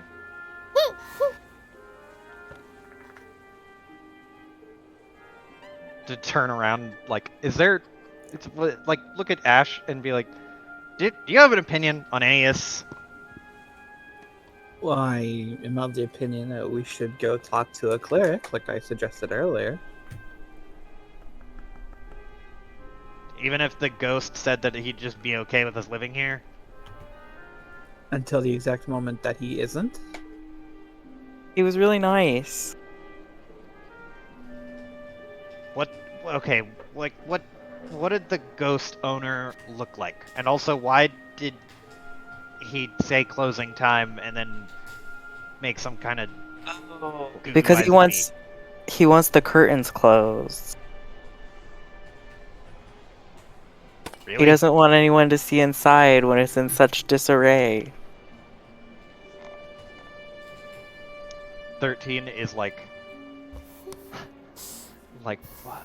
I want to to be angry about this, but I don't think I can be.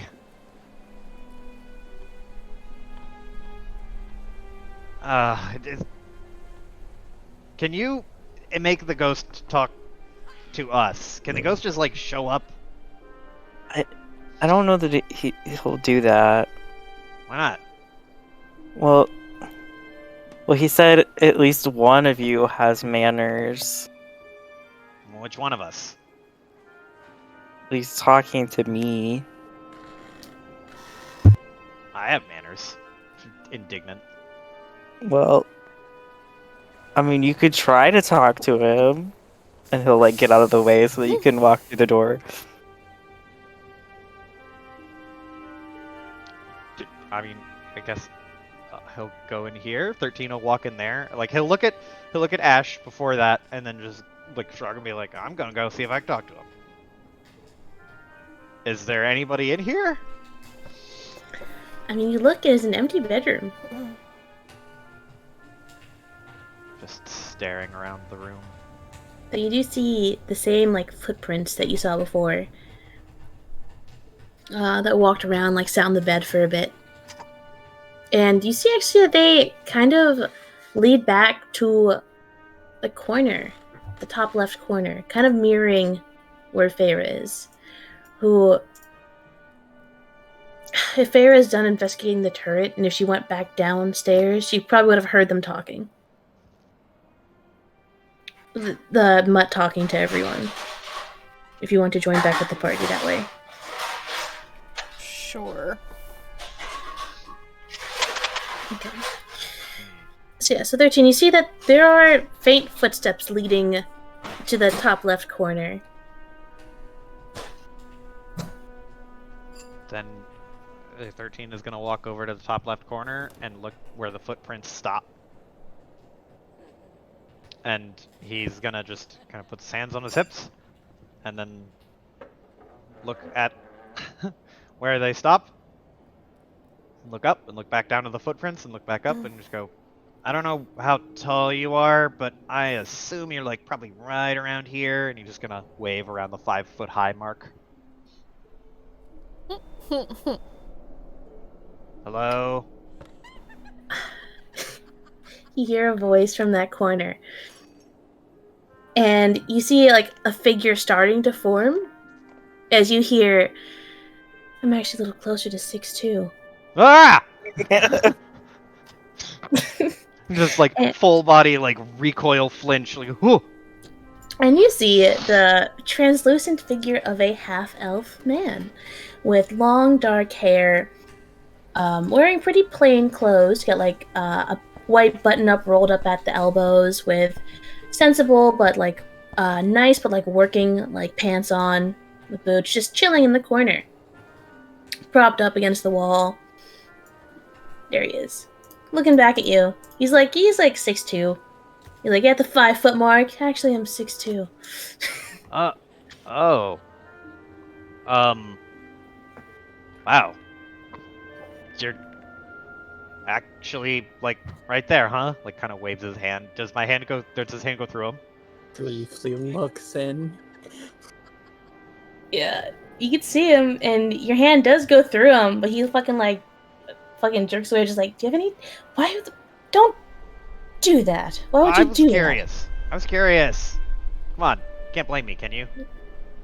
Well, I guess you could, but, like, don't. that? Well, I am. Don't do Stop. that. Come on, I was curious.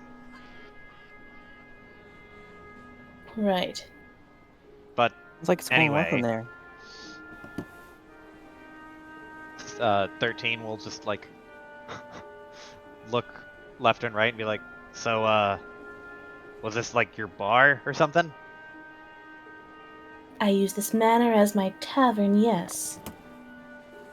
Wait, still use it or did use it?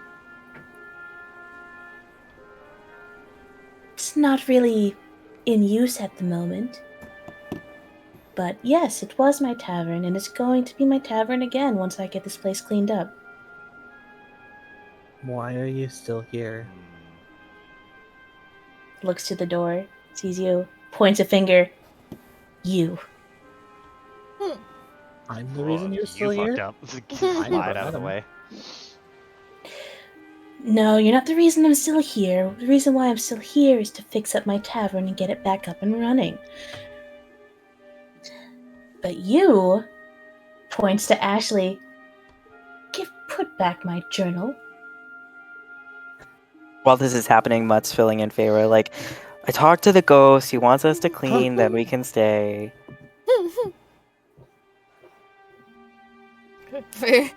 Fear's taking it all very much in stride.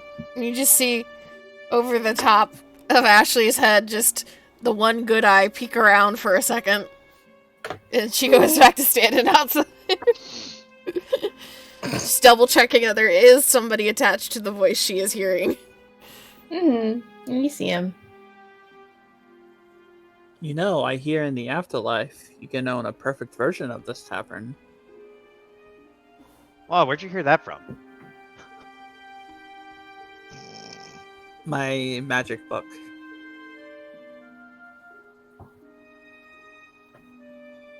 Well,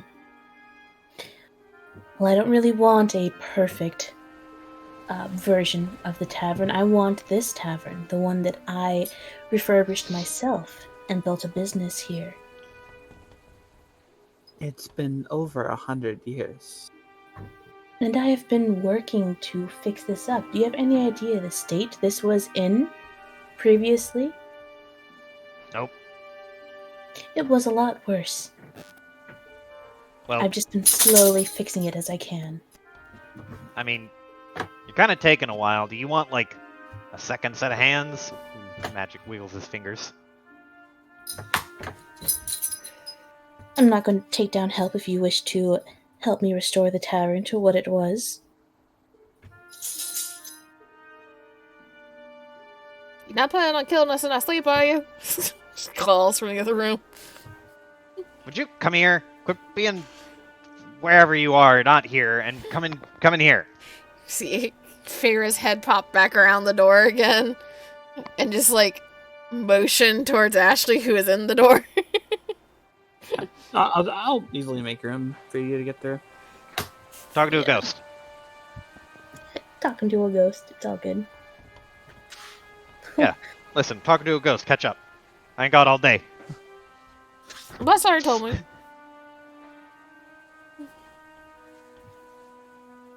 She just But kind of like looks over the elf.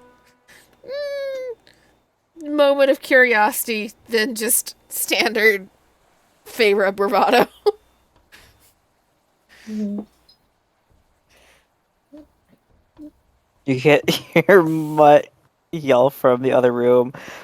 Oh, and he said to close the blinds! But unfortunately, some of our party cannot see in the dark, so we need those open.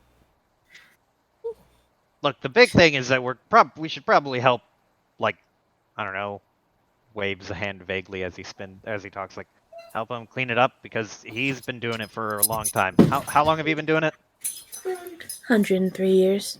103 years. And this is all we got. And he just gestures all the way around. This is all we got. Can have this discussion outside of the manor. And to be fair, we were planning on fixing it up anyway.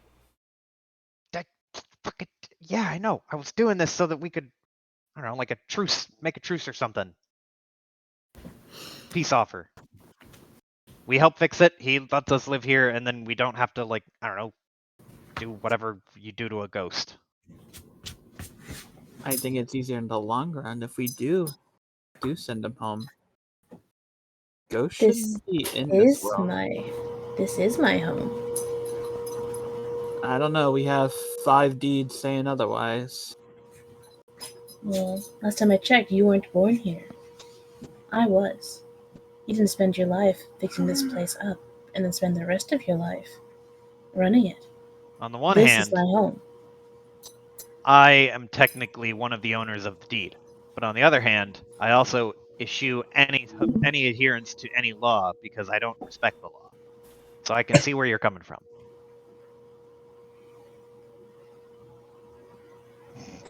What? In other words, he says he don't basically, give like, a shit about contracts. yeah. So, on the one hand, yeah, I could see probably your home. But on the other hand, it's kind of like also ours by the law. But because I don't respect the law, I could assume that you probably might not either. Because that seems sensible.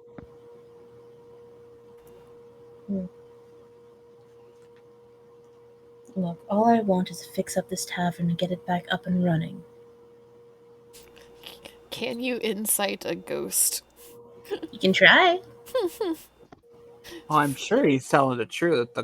The problem is he's still a ghost and he's still No. trying to take control of the place, or at least have a say when he really shouldn't be. He shouldn't even be on this plane.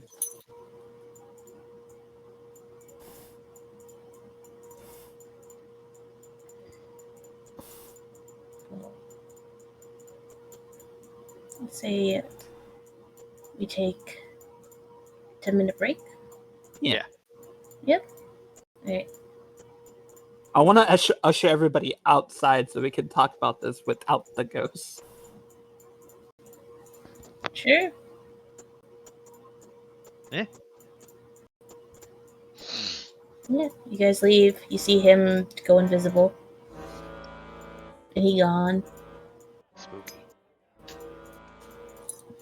Man's got shit to do. He's not gonna sit there and wait for you guys to finish talking. He's got work to do.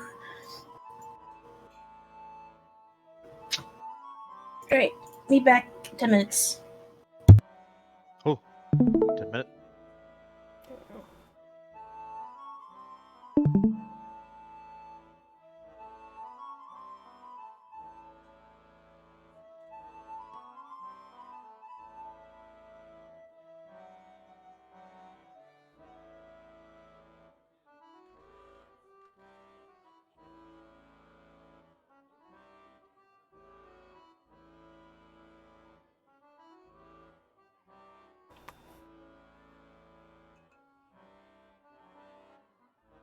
You got me fucking looking at Nancy Drew games.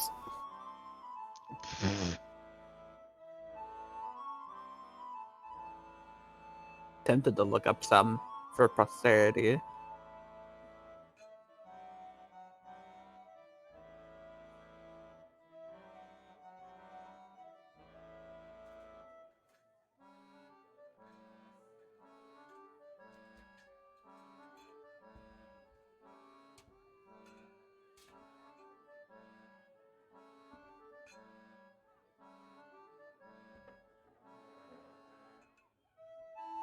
Can I sort by... Yes, I can.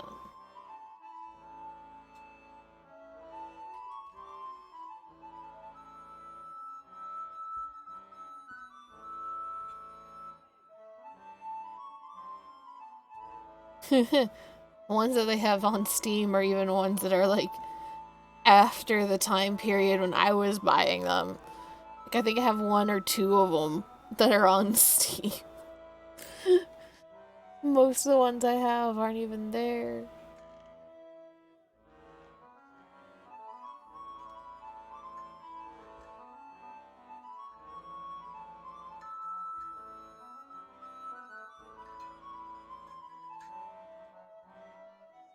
This might have been before your time, Z, but another game that me and my mom also played was a Titanic game.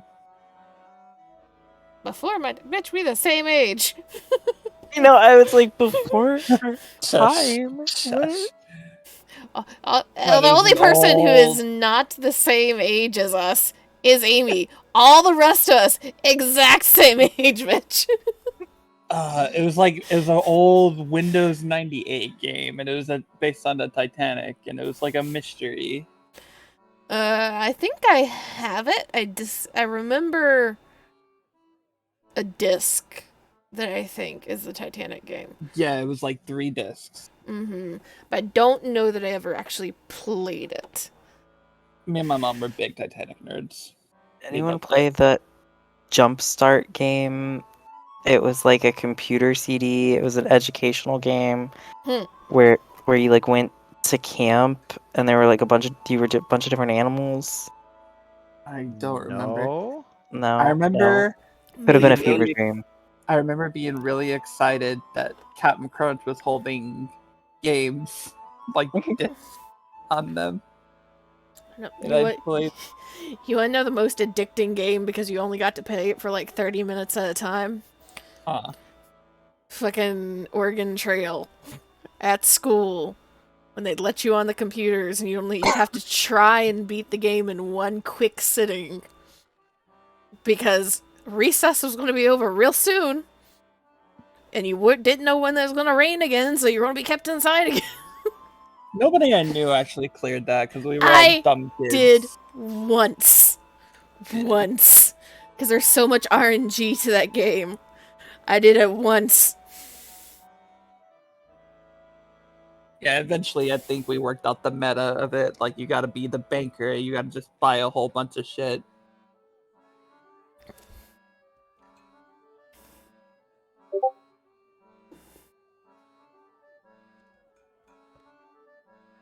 Cool math games. Rip. I Quick maths. think I had that. I don't know that I ever played it. It's like a whole slew of them. Yeah. Because the issue was that the kindergarten, first grade, second grade level, like my mom would buy stuff for it, and I would be beyond that level, and so I'd like play it for like 5 minutes and then stop. It's like I already know I all would this. honestly still play it. It's so much fun. Oh, that reminds me of like Freddy Fish and Putt Putt. Yeah, Putt Putt the golf car. What's Spy Fox? Spy was Fox was also- so hype. It was. There was like a 5th grade version where you were in like ancient Egypt. Yeah, that's one I remember. You remember? Okay, I don't know if it's these same people. I'm now on Jumpstart Wiki looking through all their games, but I don't see it. Oh.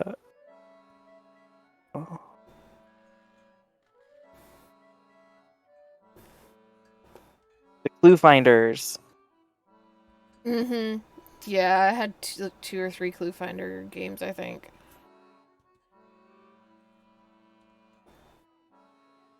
My God. How do I find But a I think ROM I for this? acquired that less because educational. More, yeah, I remember those bitches. But I think I required those more because that was right around the time I got really obsessed with the Mummy movies. Uh, The first round of being obsessed with the Mummy movies. The first round. Yeah, because there's the I'm a kid. This is a fun, cool, weird action movie that has funny bits in it. And then there's the teenager of bisexual disaster awakening. Because every person in that movie is attractive in some form or fashion. True. correct. And then there's the adult appreciation.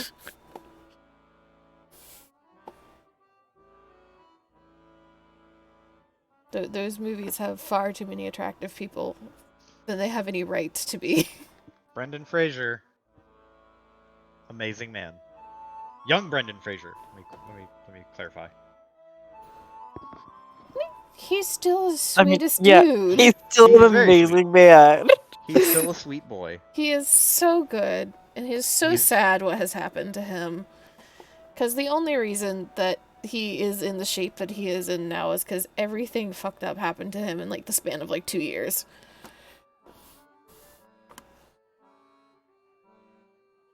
Sad, but true. This, so we're on the topic of Brendan Fraser. I am so like righteously indignant for him because the stupid shit that Warner Brothers is doing. He was playing a Batman villain, had fully recorded the movie, and they're not going to release it. What? Who is he playing? He was going to be Firefly in the Batwoman movie. Oh. Oh, well, fucking rip. And he was so excited about it. And there's interviews that he was like, I think this might be how I get back into like Hollywood. Because he knew that like Whale was gonna go over as like a good art, like, emotional movie. He's like, this might be a launching board for Hollywood for me again.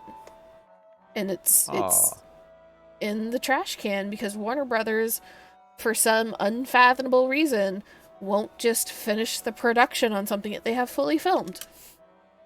I will say that literally just yesterday morning on the radio, I heard in an interview he said that he would be open to doing a Mummy reboot if they did it like they did 1 and 2.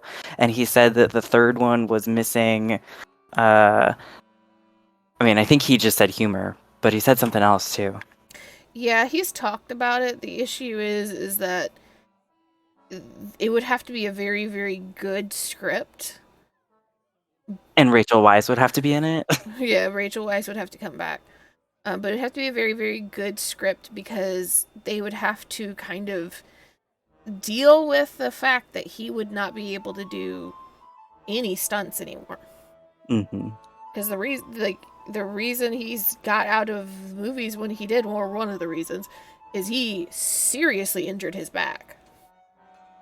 He can't do stunts anymore.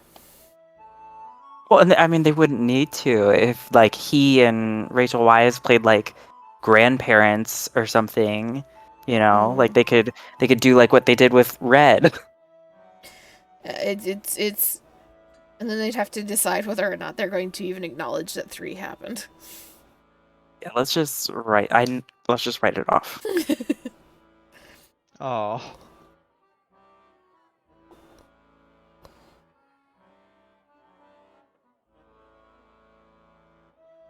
But especially the Tom Cruise one. Oh, That's like the last Airbender version of. The only reason why I would want to even think about the Tom Cruise version is that it had very good potential for the rest of the universe that was setting up. That movie in The Mummy was trash. Like, that version of The Mummy does not need to exist. But, like, the Jekyll and Hyde and, like, all of the other things that they hinted at. I knew it. I knew you would like the Jekyll and Hyde. I would love there to be a return to Universal Monsterverse. Are you kidding me? That would be so good. But no, we're never gonna get that again. Never say never. Well, Hello. I say never, or at least we should not attempt to take another swing at it for like another 10, 15 years, so that all the people that were even had a finger in the mummy are Hi. far away from it.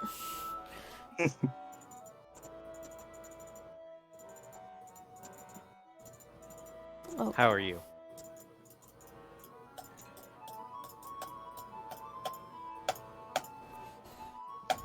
Those are some very intense clicks. What? I He said, asked hi, how how are you- you? And yeah. those are very intense clicks. Oh, I didn't realize you were talking to me. Sorry. I'm fine. Nice. Alright. Probably want to end session at 11. Okay. Okay, that works for me. Yep. Iris. What? Hi, Iris. Hi. Oh, Hi. hi. Hello, For some friends. reason, I was assuming that like you and Piper had left the call, Amy, and then you came back. Unless I was wrong, and that did happen, and I just No. am also drunk. No. Piper's been listening to us talk random shit. Oh God, I don't know anything about what's happening anymore. Same. Piper has apparently, or Ashley has apparently escorted everybody back out of the building. That is what has We do happened. have a private conversation. And by private, I mean without a ghost.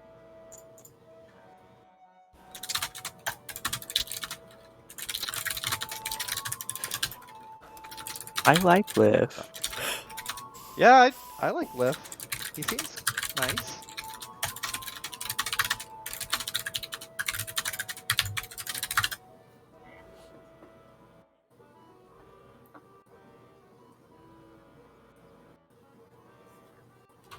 Are we actually resuming, or?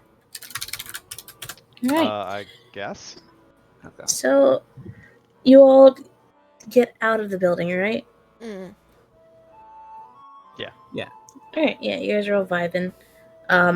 You guys just see as you're exiting the building that all the curtains just close. Just one by one. Not like instantly, but just like as if someone's walking through the floor, just closing all the windows. Feyre's told head you. immediately pops back and I'm opening them again. Fucking closed really hard. And you guys are outdoors, the great outdoors. And while you guys are gearing up to talk, a familiar face walks up. What are you all doing outside? Oh, big brother, there you are. We were just having a conversation.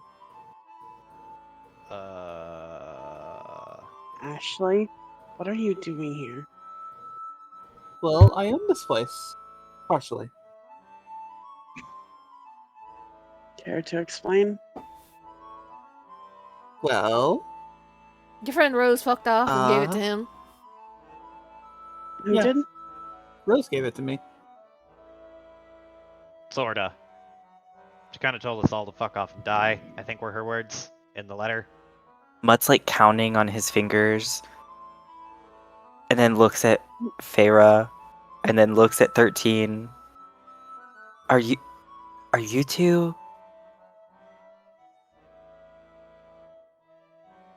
Siblings? Feyre and 13 Yes. There's just a snort. looks at Feyre and just goes, ew, no. Oh, okay. I'm gonna catch Letta up to speed. And then to summarize, there is a ghost that still wants ownership of this place. Well, obviously he's dead and does not own the place. That's what I was saying.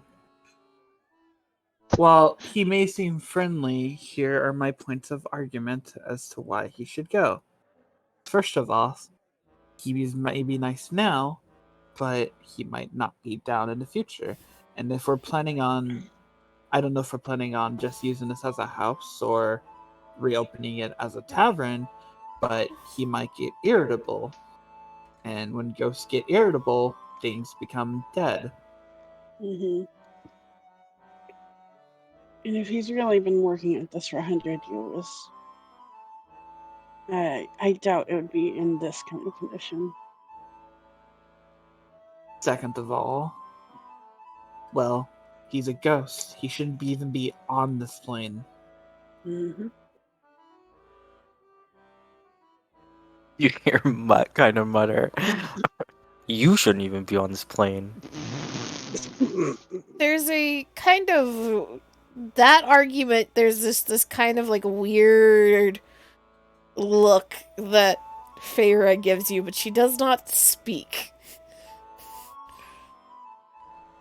If I'm wrong, let me know, but the dead should stay dead.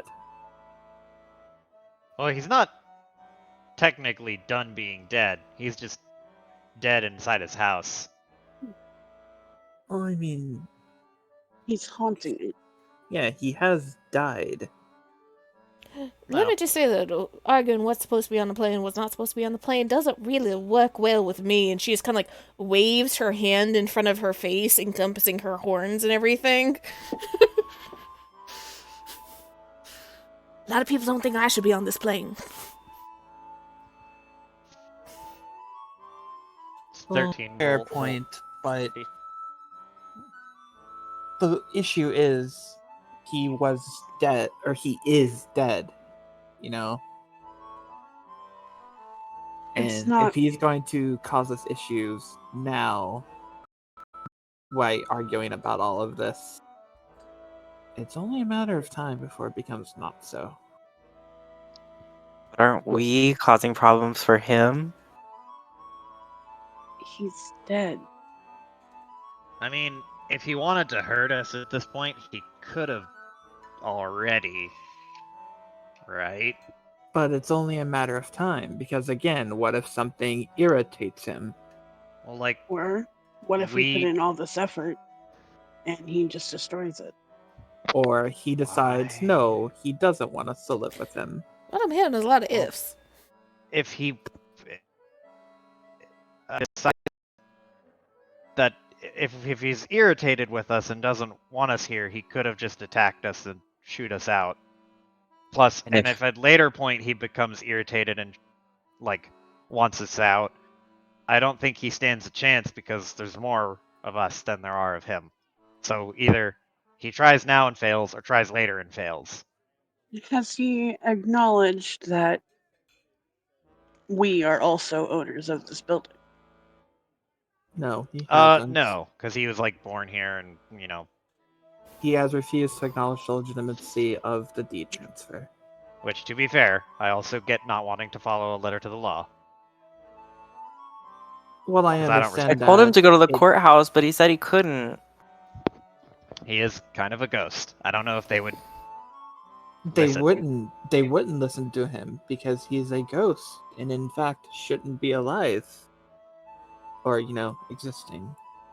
Well, ghosts exist. Do we know how he died? Maybe Nothing in his journal. Which he needs to seemed go back. very keen. I get the feeling if I burn this, it might just do the deed. No, he said to put I- it back. Definitely don't think it would do it, because I imagine if it could, he probably wouldn't be here. Because it's just there- a book, right? Well, sometimes ghosts get attached to things, like a anchor of sorts. Well, yeah, but I mean, like, it's been here for a long friggin' time, and he's not like. I don't think he'd be able to really like convincingly lie to us about whatever. do we know the history of this place, DM? Troll Square is one of the grandest buildings in Troll Skull Alley. It's 4 stories. It's really, really nice. It's just run down at the moment. The history of this place is that it used to be a tavern that closed down following the tavern owner's death. Before that, it was a manor that was run down, kind of like how it is now. And essentially, it doesn't take much digging to find out that it was a manor that was run down, that got renovated into like a living space. And the family that lived in it eventually, one of the people living there, one of the family members decided to turn it into a tavern and renovate it themselves. And it was a tavern for quite a while until the tavern owner died. And then it went into disarray again because of, the person in charge of it is dead and can't keep up with it.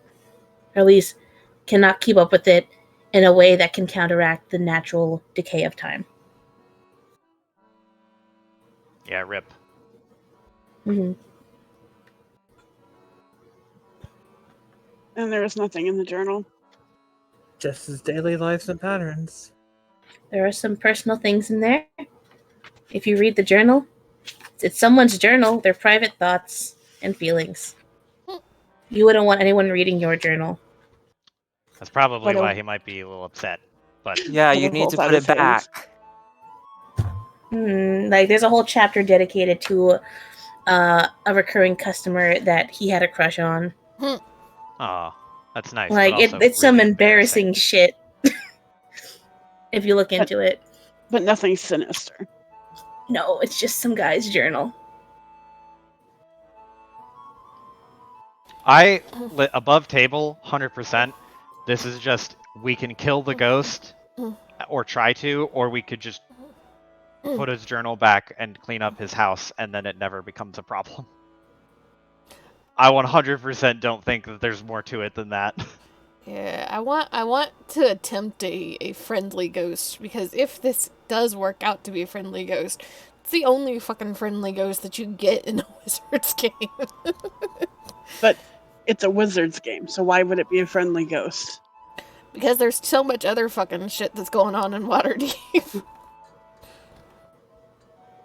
This feels like it's wholly detached from everything. Yeah.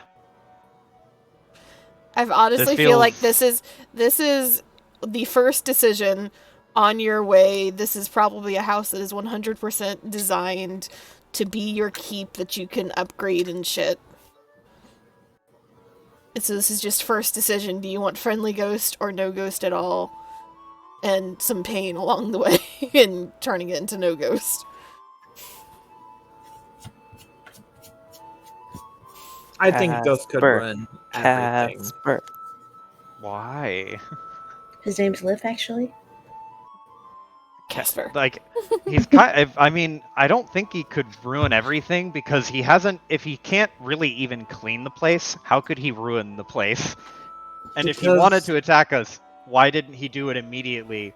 Because there's no reason to, like, pretend to be friendly and then attack us if he still couldn't beat us. Right now he can't beat us, but if he gets angry, he might get stronger. What, that, you have, that's a nothing burger, though, because That's a there He we have won't no get way to angry prove that because his getting angry tavern's means anything. clean. Okay.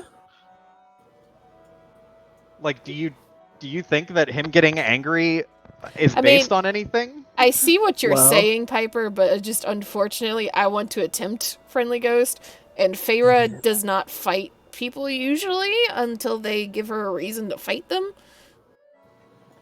And he has done nothing but throw a glass at her at one point to make her trip and fall, and several people in this group have done worse to Feyre already. Technically, he didn't throw a glass. He just rolled one out from the bedroom, and it lined up with Yep. her walking. Plus, if he was not angry at us reading his journal, I don't know what would make him angry. Short of actually damaging the house, which I don't think we're planning on doing. Okay. I mean, in as worst long case, as we he could just doesn't try it. get We could just into- trash the place a little bit, because it's still kind of beat up. So we could just try to make him angry and see how bad it gets. What? As long as he doesn't cause any detriment whatsoever, then it's fine. But the second he acts up, I'm gonna look up ways to banish him. Okay. I do think it would be good to help him acknowledge that it's not just his anymore, at the very least. Yeah, and that's another big stickler part, at least for Ashley. It's just like he's not even acknowledging that we own the place now. I feel like Yeah, that's and going that's to the be thing a for Leto, too. process. Kinda, yeah.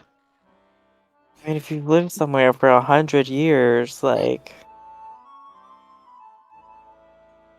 But he's not living there anymore. He's dying there. He's dead staying there. Yeah, he's staying there. He's not living there. But I mean, so? And that's just semantics at that point. Mm-hmm. Leto's more concerned about the potential problems it could raise, but if everyone else is going to want to help this guy, it's not. He hasn't shown any sign of causing problems yet, but he is concerned about potential problems. So essentially, what I'm hearing from like the in character is Mutt is actively petitioning for Ghost. Yes. proliff. Yeah. And 13 is inclined towards his side. Yes. Yeah, there's like, yeah. Ashley is immediately opposing. Mm-hmm. Leto opposing generally. Yes, but yes, he has his reservations about Okay. keeping Ghost. And Feyre is meh, but also you can tell is actively like, unless something pops off, she is not intending to do anything.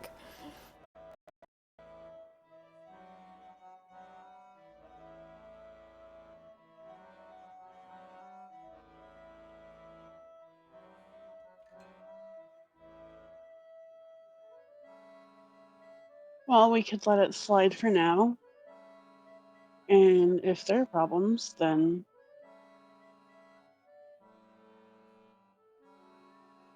well, there is some satisfaction knowing you're right, right? Yeah. Guess. I would think so.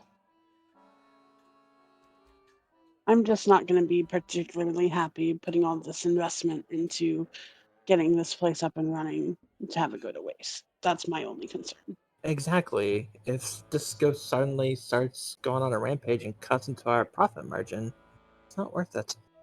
Get some holy water. Have a priest, if on call if we need. Mm-hmm. Should be a simple process if it comes to it. Cal really focused on this profit margin. Just to make it clear, both me and Lada are from noble houses. From noble house. So, yeah. Feyre's like bed and four walls and most of roof. Money. I can make it work.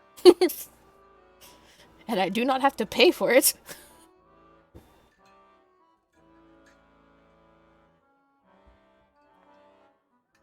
It sounds like, well, let me do this like in character. Feyre's just like listens and like says her piece and hears everybody else's piece. Is just, it sounds like at least for now we're just gonna let it slide, and you guys can go talk to some clerics if you want. Use all your fancy money and fancy business to take care of that for an in case. But we ain't solving this tonight. I don't even think we should stay here tonight because it's kind of a shithole. So it kicks a cloud of dust. Fair. No offense to the ghost if he can hear me. Just looking to around the ceiling. be polite, maybe let Mutt take the book back. I did want to have it examined by a priest just to confirm that it was an anchor or not, but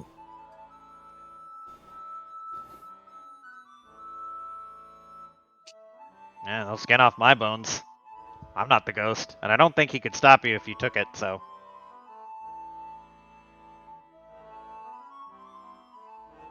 But also, if you're talking about being concerned about him getting angry about shit, then why actively antagonize him?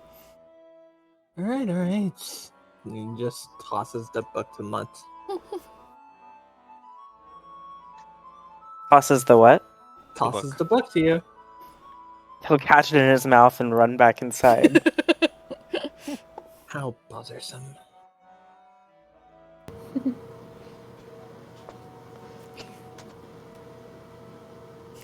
Well, if we're gonna be too worried about fixing up this place, we probably gonna have to talk to some people. At least some carpenters and some masons, I think. We're gonna have to get money for it first of all. How Well, much do you all have divided between you? man, it's good to at least talk to them beforehand so we know how much we need to save up. What are we saving up for? I wasn't listening. Repairs. Oh. Oh, man.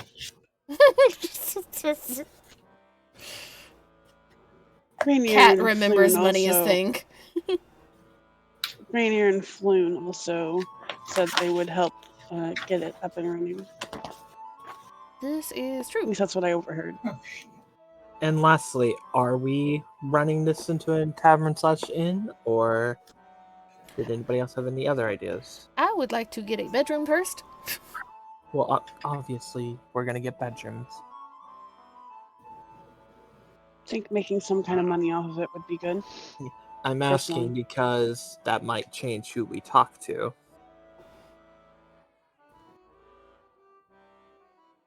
Because there are people that do things just for home building, and then there's people that do things for work building.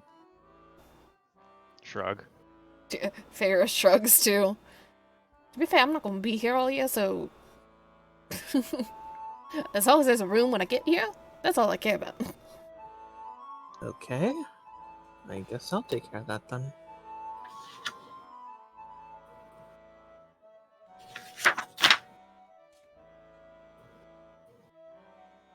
So shall we go rest now, or did you guys want to do some work before we headed out?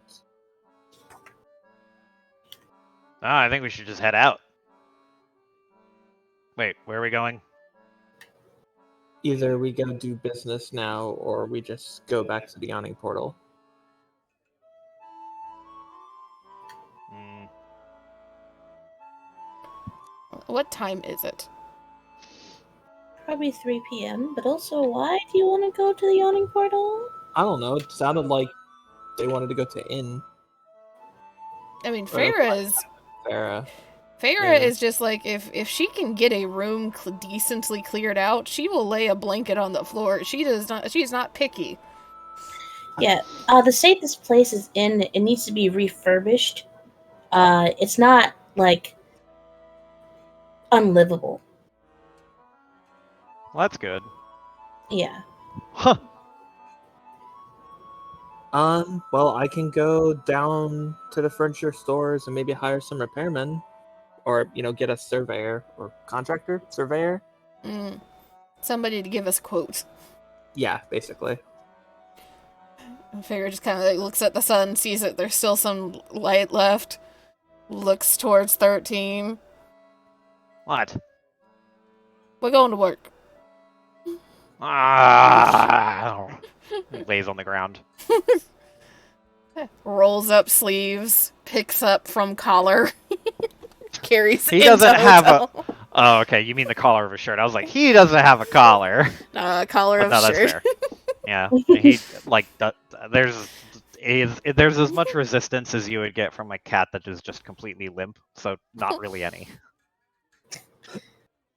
Okay. So you two are gonna get to work on the house? She'll start. Farrah can at least pick a bedroom somewhere and start with that bedroom and get the trash and broken bits and pieces out. Yeah. Okay. Leto, Yeah. do you want to go to talk to somebody with me? Sure. I do want to take quick stock of the place, though, see what we're working with. Right. So I was a bit late to the party. I'm going to cast 2 spells back to back. The first one is unseen servant, so I can create invisible servant with the instructions to assist with repairs and cleaning to the best of its ability. And then I'm going to cast Find Familiar to create a white cat. Well, Is it just to fuck with 13? It's more like because I can see through its senses, and I'm gonna tell them like if they need me, just write something on a piece of paper, and when I look into their senses, I'll be able to read it. so you'll just periodically check in? Yeah. Oh. And so like if they need something, write something down, put it in front of the cat to read. So, like, compared to 13, it's normal house cat size. 13 is like a huge house Yeah. cat, so he Yes. just looks at it like, weird. Baby. Feyre will Baby. flag down Mutt on his way out of you're helping too. Okay. Oh, yeah. Why are you Go so in. enthusiastic? Yeah, Mutt, you ran in to return the book, right? Yeah. Okay, yeah, you would have found a broom sweeping, and then once you got closer, you would have saw Liv sweeping the tap room, whistling. Oh, hey, Liv. I'm just returning your journal. Oh, you got it back. That's good. Thank you very much. Only one here. You're right. Okay, we're gonna go. We're gonna go get stuff so that we ODS. can clean up. Goddamn. What does Mutt say? We're gonna go get stuff so that we can clean up. I see you've already got started. Thank you. Thank you for returning the book, and if you're going to help, thank you as well. I'll keep sweeping. Okay. See you, Liv. He waves and gets back to sweeping. Fucking Christ. When outside, we'll go straight to Feyre and just relay that interaction. He was sleeping. Can ghosts sleep? Does he sleep standing up? No, Does he sleep floating? sweeping. Oh. Sweeping. Oh, well, that's less exciting. Like, immediate disinterest. Feyre just smirks slightly, but gives a little nod to Mutt. Well, I guess we're gonna have a little bit of help with him then. Heads into tavern. Is the broom still sweeping? Yep, room's still sweeping. She points And in you the can- direction. I am opening these windows so that we can see. You hear a fine. Marches over, opens the curtains and opens the windows.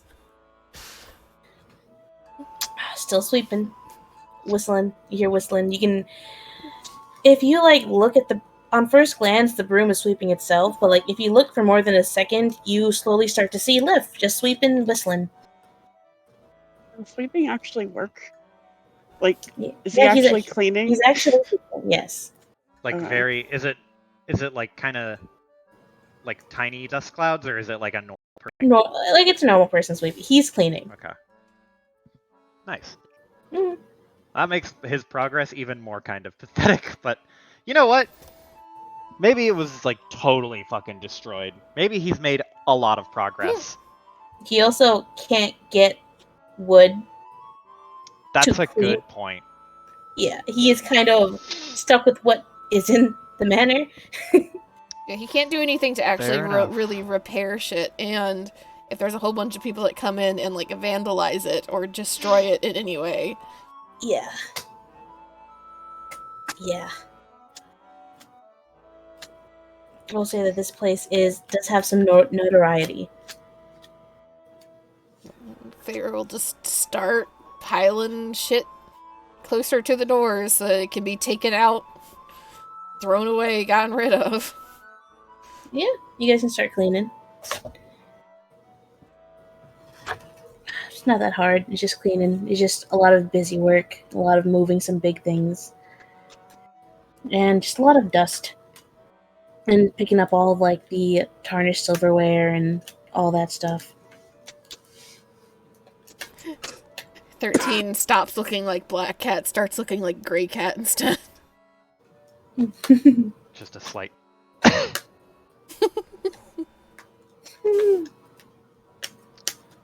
But Ashley and I guess Lito, when he's done looking around the building, will go to town.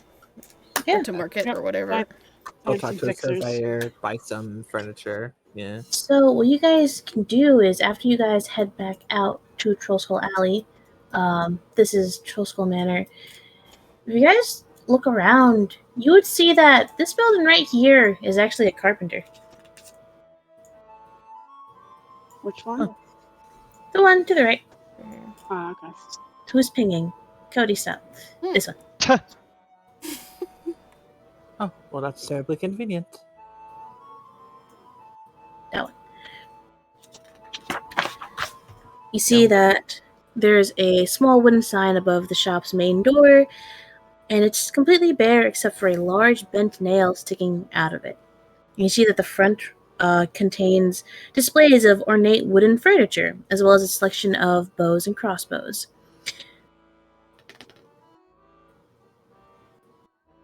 And yep, you see that this place is called the Bent Nail. No, just park the carriage out front, hop in, or hop out. Have we ever done official business before like this, brother? No, I don't believe we have. Not together, at least. For everything. Unfortunately. What was that, brother? Could you speak up? Oh, nothing. Must have been the wind. One more time, bitch. Sorry.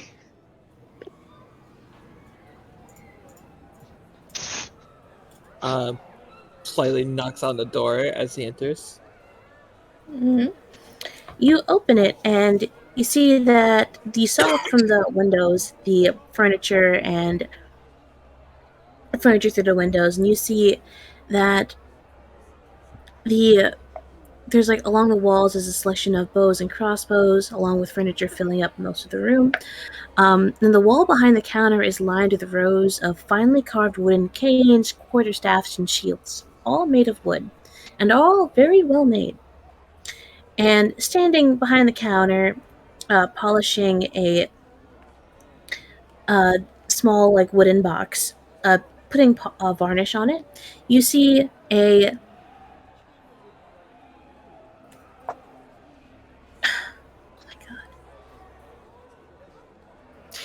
male half-elf standing there. He's got dark brown hair as he looks up to you and he greets all of you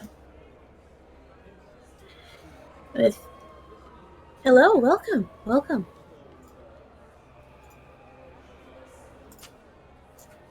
Wait. What are you doing here? I was like, wait, he just looks exactly like Lif? I was about to have a fucking conspiracy brain super hard. No. Greetings. Are you the owner of this establishment? That'd be me. I'm the owner and the chief artisan of the Bent Nail. Pleasure to meet you. I am Ashley Estelmer of House Estelmer. Shakes his hand. Shakes your hand, slight bow or nod to his head of acknowledgement. I've recently acquired the fourth floor manor down the street, and I'm seeing about getting a proper survey and repair job done. Huh.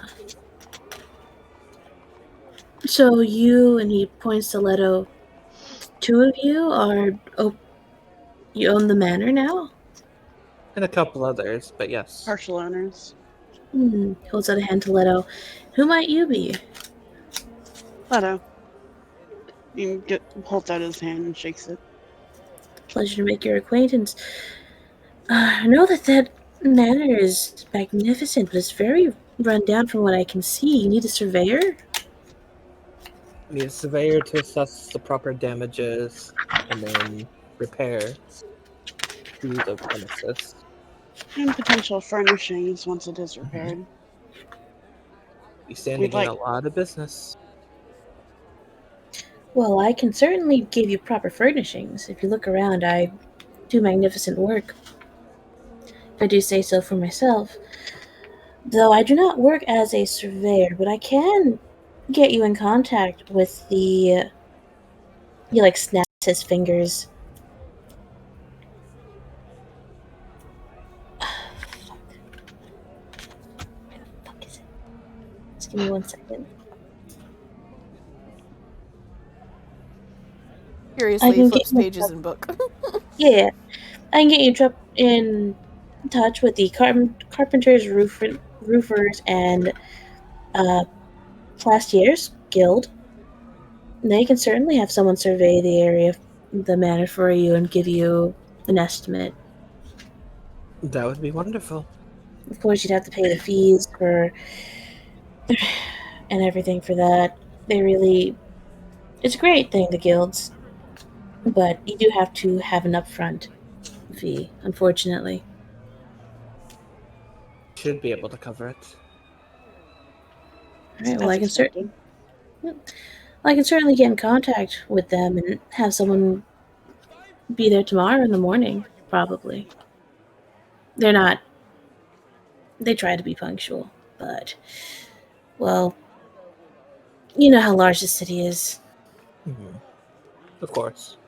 How much would some basic furnishings be for now?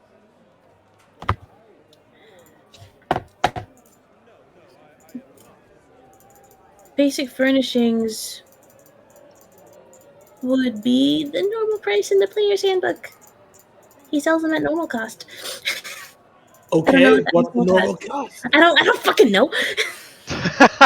D&D 5e bed price. Let's see. It's gonna be cheap enough that we can afford it. Yeah, like like- fucking like 1 or 2 stinky gold. Like, it's.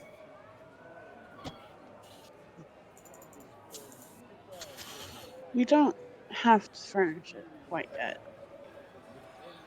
Well, Yeah, it doesn't have to furniture. be fully furnished, but at least a couple beds would be nice. Well, I can certainly do furniture. That is my bread and butter. He gestures towards the displays of some very nice looking furniture, very tasteful. How nice are they? I'll be the judge of this. I'll be the judge of that. They are nice. They are not. Wait a minute. Nice is Maiden- here? Nani? I wish, man. I wish. But they're very nice. They're not like inlaid with gold, and they don't have like the most expensive like mahogany, but they're pretty good. They're not like IKEA. They're like essentially if an antique store meets carpenter. Okay. Essentially what he If we're- made. If we're going antique store, that's at least good. Yeah, it's not. He's not. I'm talking about like compared to now, but like that's the kind of vibe. It's not an antique for Waterdeep. That's just how shit is because Yeah. it's fantasy. Yeah. But it's nice furniture. Okay. It's not like we're going to Walmart or something. Yeah, Not no, even it's not. Target. We're it's going to not- a furniture store. You're going to a proper furniture store. You're not going to Walmart or Target. Yeah. This is actually a privately owned furniture store that is not a corporation. Franchise. Yeah. It's not a franchise. I guess it depends on how fancy they're gonna want the new tavern to be. Because if they make it really fancy, it could attract a lot of high end. We are in the a nicer part of town, like the middle, right? Middle upper. Yeah, mid upper class. Yeah. But so he does pipe in of just. I mean, Troll Skull Manor opening back up. It's been over 100 years. That alone would get a lot of traction. I wouldn't be surprised if you have people knocking on your doors wanting to help you open it up. We just want to make sure we have high enough quality furniture to not disappoint such a illustrious name. We are gonna have to change that name though. Trosco Manor. Yeah. He begins like muttering to himself. I do agree with Yeah. that. Branding, baby, branding. Uh, I'll play the devil's advocate, and I will say that it's historic, and it does hold notoriety and a bit of an urban legend in the town. But you are the new owners, and if you want to Urban legend. rebrand, oh, You probably don't have enough furnishings for the whole place right now, so how about we just get a couple of beds and tables for now, and I'll put some money down for you to work on the rest. We How could does just that come. sound? We could just come back with some custom um, I requests mean, if you want to custom orders, once the place is more put together. I mean, if you want to custom order everything, brother, then that's fine. I hope you're not dipping into the pocketbooks for that one. He just rolls his eyes. uh, I will gladly take business, whoever you choose. I I will have hand him a gold. 8 gold. He's like looks at it, just like I will say to get a couple of beds and basic furniture would probably be about 15 gold. Wait, oh Wait, fuck. wait, hold up. Like 15 gold for a couple beds. To get the whole furnished setup for like an inn, I have no idea. I don't know what that translates to, but if a gold is like $100, that hold kind of on, Yeah, flies. I guess that Like tracks. I was like would immediately like, whoa. hold Oh on. wait, never mind. No, Give me a I guess second. thinking about it, that tracks, yeah. No, hold on, because I was thinking I couldn't find a furniture price list anywhere. he crafts. Yeah, I can't find one either. 5 I have equals found a value. D&D Beyond thread that says it does not give exact list like pricing, but it is saying think of a gold piece equaling about $100 today, or about $10 1960. Yeah, I saw that too. Okay. So if you think of like a cheap bed, decent bed from IKEA costing, $200, that's 2 gold. $300.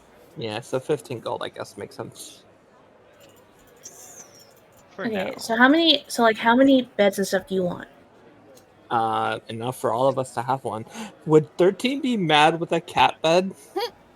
No, I mean as long as it's Okay, so a we can big cut, cat bed. so we can cut some money there. Would it be like So a an child's actual bed. yeah, a child's bed, not like a pet bed? Honestly, if you got like legit, he would be offended if you got him a pet bed, but he would also use it because I don't know if you've seen pet beds, but they're fucking huge and soft. So he'd be like, "Fuck you," and sleep in it. He'd like put it on top of wood to mimic a bed frame. And just for another context, somebody else in a different thread is saying per room assume somewhere between 25 and 500 gold per room to furnish a place. God damn.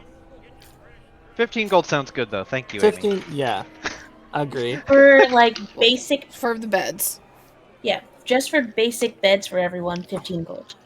which would end up being like 2 or 3 gold out of that 25 for Yeah. 5 rooms.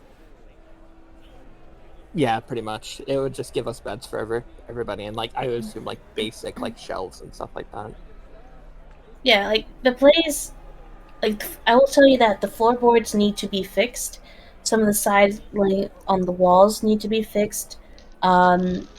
Fresh coats of paint, new furniture, and that's pretty much all this place needs. But now we're forgetting something. What? I'm playing a face character. Oh no. It's the haggle. Okay. No, see, you're gonna be we're gonna be getting a lot of business from you. You know, beds are only the start of it. You think we can get a going friendship discount going on? A lot of people gonna be knowing your name once Troll Skull Manor comes up. Don't slide into Galatea. I'm channeling my iffy. Oh no. Not iffy. No, listen, it's gonna be fine. It's gonna be fine. It's gonna be fine.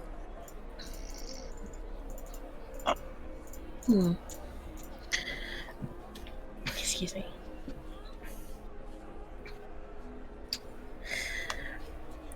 Well, I'd be happy to do business with you, but I do run a business. Of course, of course.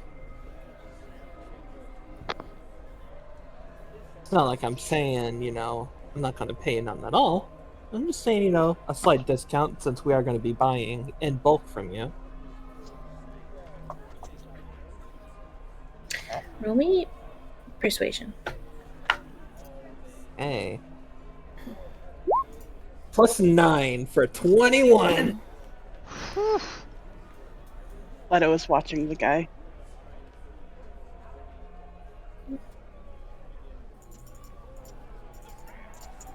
Yeah. It costs a lot to open up the manor. Mhm. Like a lot up front. I'm tweaking it a little bit. What'd you get? 21. He's like, well, I'd say that I wouldn't be opposed to a partnership in the future, but as of right now, all I can really offer you is just the beds that you're buying today. But in the future, I'd be more than willing to negotiate something down the line.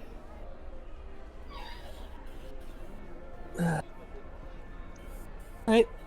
Fair enough.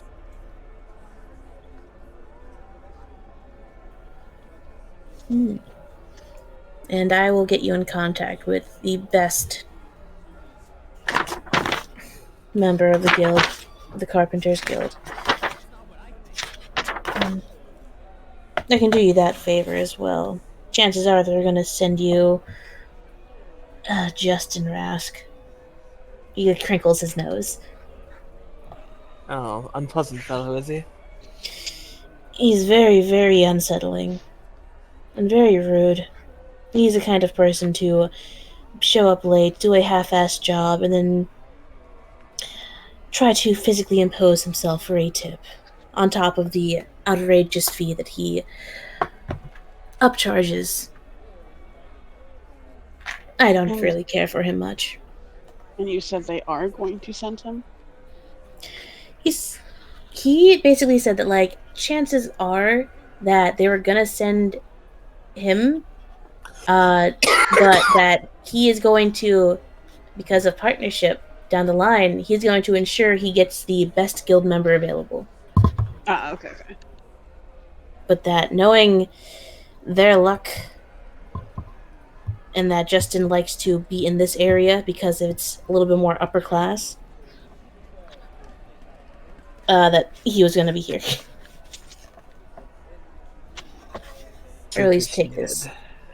Mm-hmm. Okay. Alright, do you need assistance carrying these? Yes. That would be great. Alright, well, it's not a very far walk. I'd be happy to help you.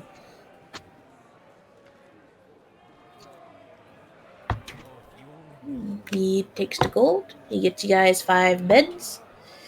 He helps you guys take it back to Trollskull Manor, which everyone else is doing a pretty good job cleaning. By the way, did Mutt follow us? Yeah, I was gonna ask. Did anyone ask questions is the more important part. Please say no.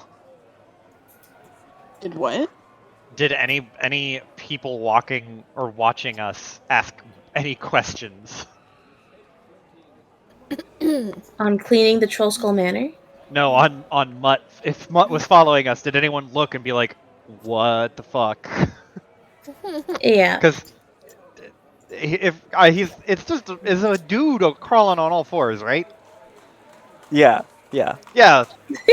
I mean, to So be fair, this is D&D world. I feel like they've probably seen a lot of weird shit. Oh yeah. Yeah.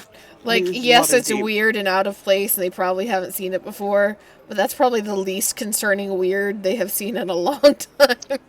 fair We went enough. into a shop with a fucking eyeball plushie.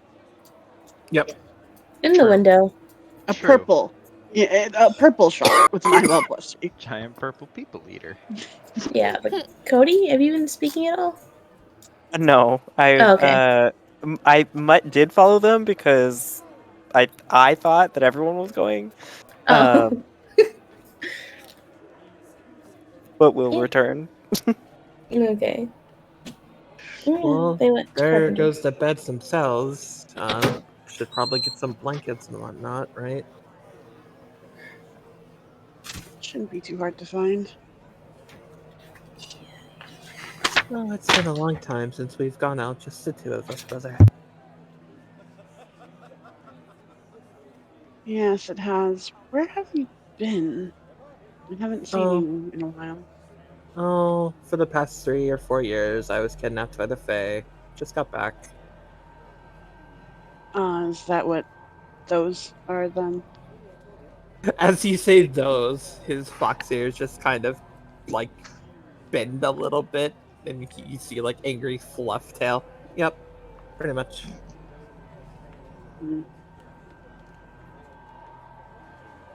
I mean, it wasn't all bad. Just making me play for the 4-7. They're really pretty though.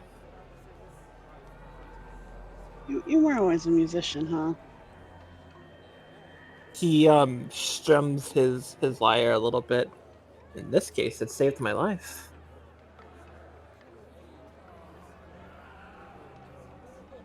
Well, it's good that you're alive then.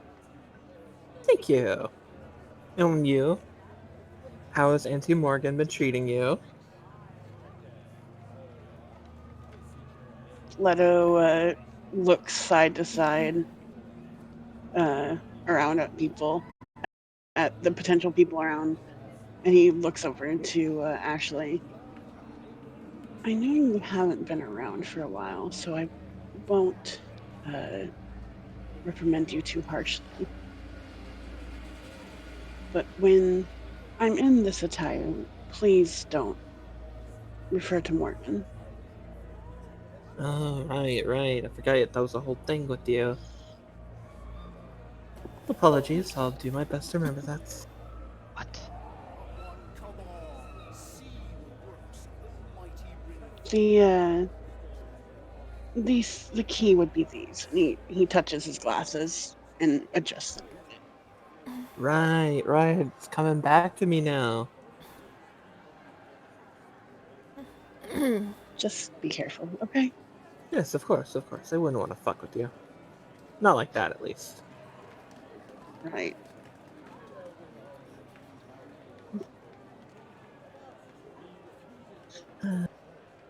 And I imagine they got in their carriage and just like looking around for like blankets are us. Yeah, there is no blankets or us NPC business in this area. Yeah. So you guys just get some. Okay. Cool. That's fair. Yeah, it's fine. Fucking 1 gold for 5 sets of blankets. Pillows, all the Okay, good shit. that's fine. Fully Mhm. furnished bed. Yeah, fully furnished bed, like some pretty nice blankets. I'll also just buy dinner for everybody as well. Okie doke. When did you become so generous? It's always been generous, brother. You offend me. Uh huh. I don't know what that's supposed to mean. Generous with insults. Only towards you, brother. What Wait, is that again? I don't know. That amuses me. how similar do you two look? Because There are traits. I'm looking at We have traits, but You could see the resemblance if you looked close enough, but besides Okay. I was looking at the character images and I was like, they're really similar. Are they older, younger brothers, or are they literal identical twin brothers? that, they're not identical. No, they're not identical twins. No. I was about to be like, bruh. That would be really cool. I'm now noticing how similar they look, actually. Yeah. Holy shit. I was examining it and I was like, am I missing this? Is this whole bit like a person talking to themselves because one of them has fucking dog ears or whatever? Or cat ears? Fox ears? Literally, when Piper showed me the image, I'm like, they look too similar. Damn it. Also, I don't want you to judge me, but also the light like play fey ass like, oh, I wouldn't flirt with you or fuck with you in that way. Because that's be weird and cursed, right? It reminded me of the what is it, the high school anime where the twins did the thing. The curse. That's Oron? Yes. Ron. Or in High School Host Club where the twins were weird, extremely cursed. I thought that was another thing. I was like, are they doing the bit? Is this the bit? Oh boy. It wasn't the intention. It's okay, because you're not twins. Alright. Okay. So you can all get back. Leto and Ashley returning with beds and blankets and food. The manor, you guys have gotten all of the dust and all the garbage out. Like, you guys did a lot of work. And you're hungry and tired. It's been a long day. And that's where we're going to end the session. That is Hell why yeah. you always get a sailor to do the job. Yeah. I had an unseen servant helping. Farah Yeah. knows how to work. Yeah, you got 3 of you working, plus Lift, plus Unseen Servant. Cool. Yeah. You guys have Ghost Friend.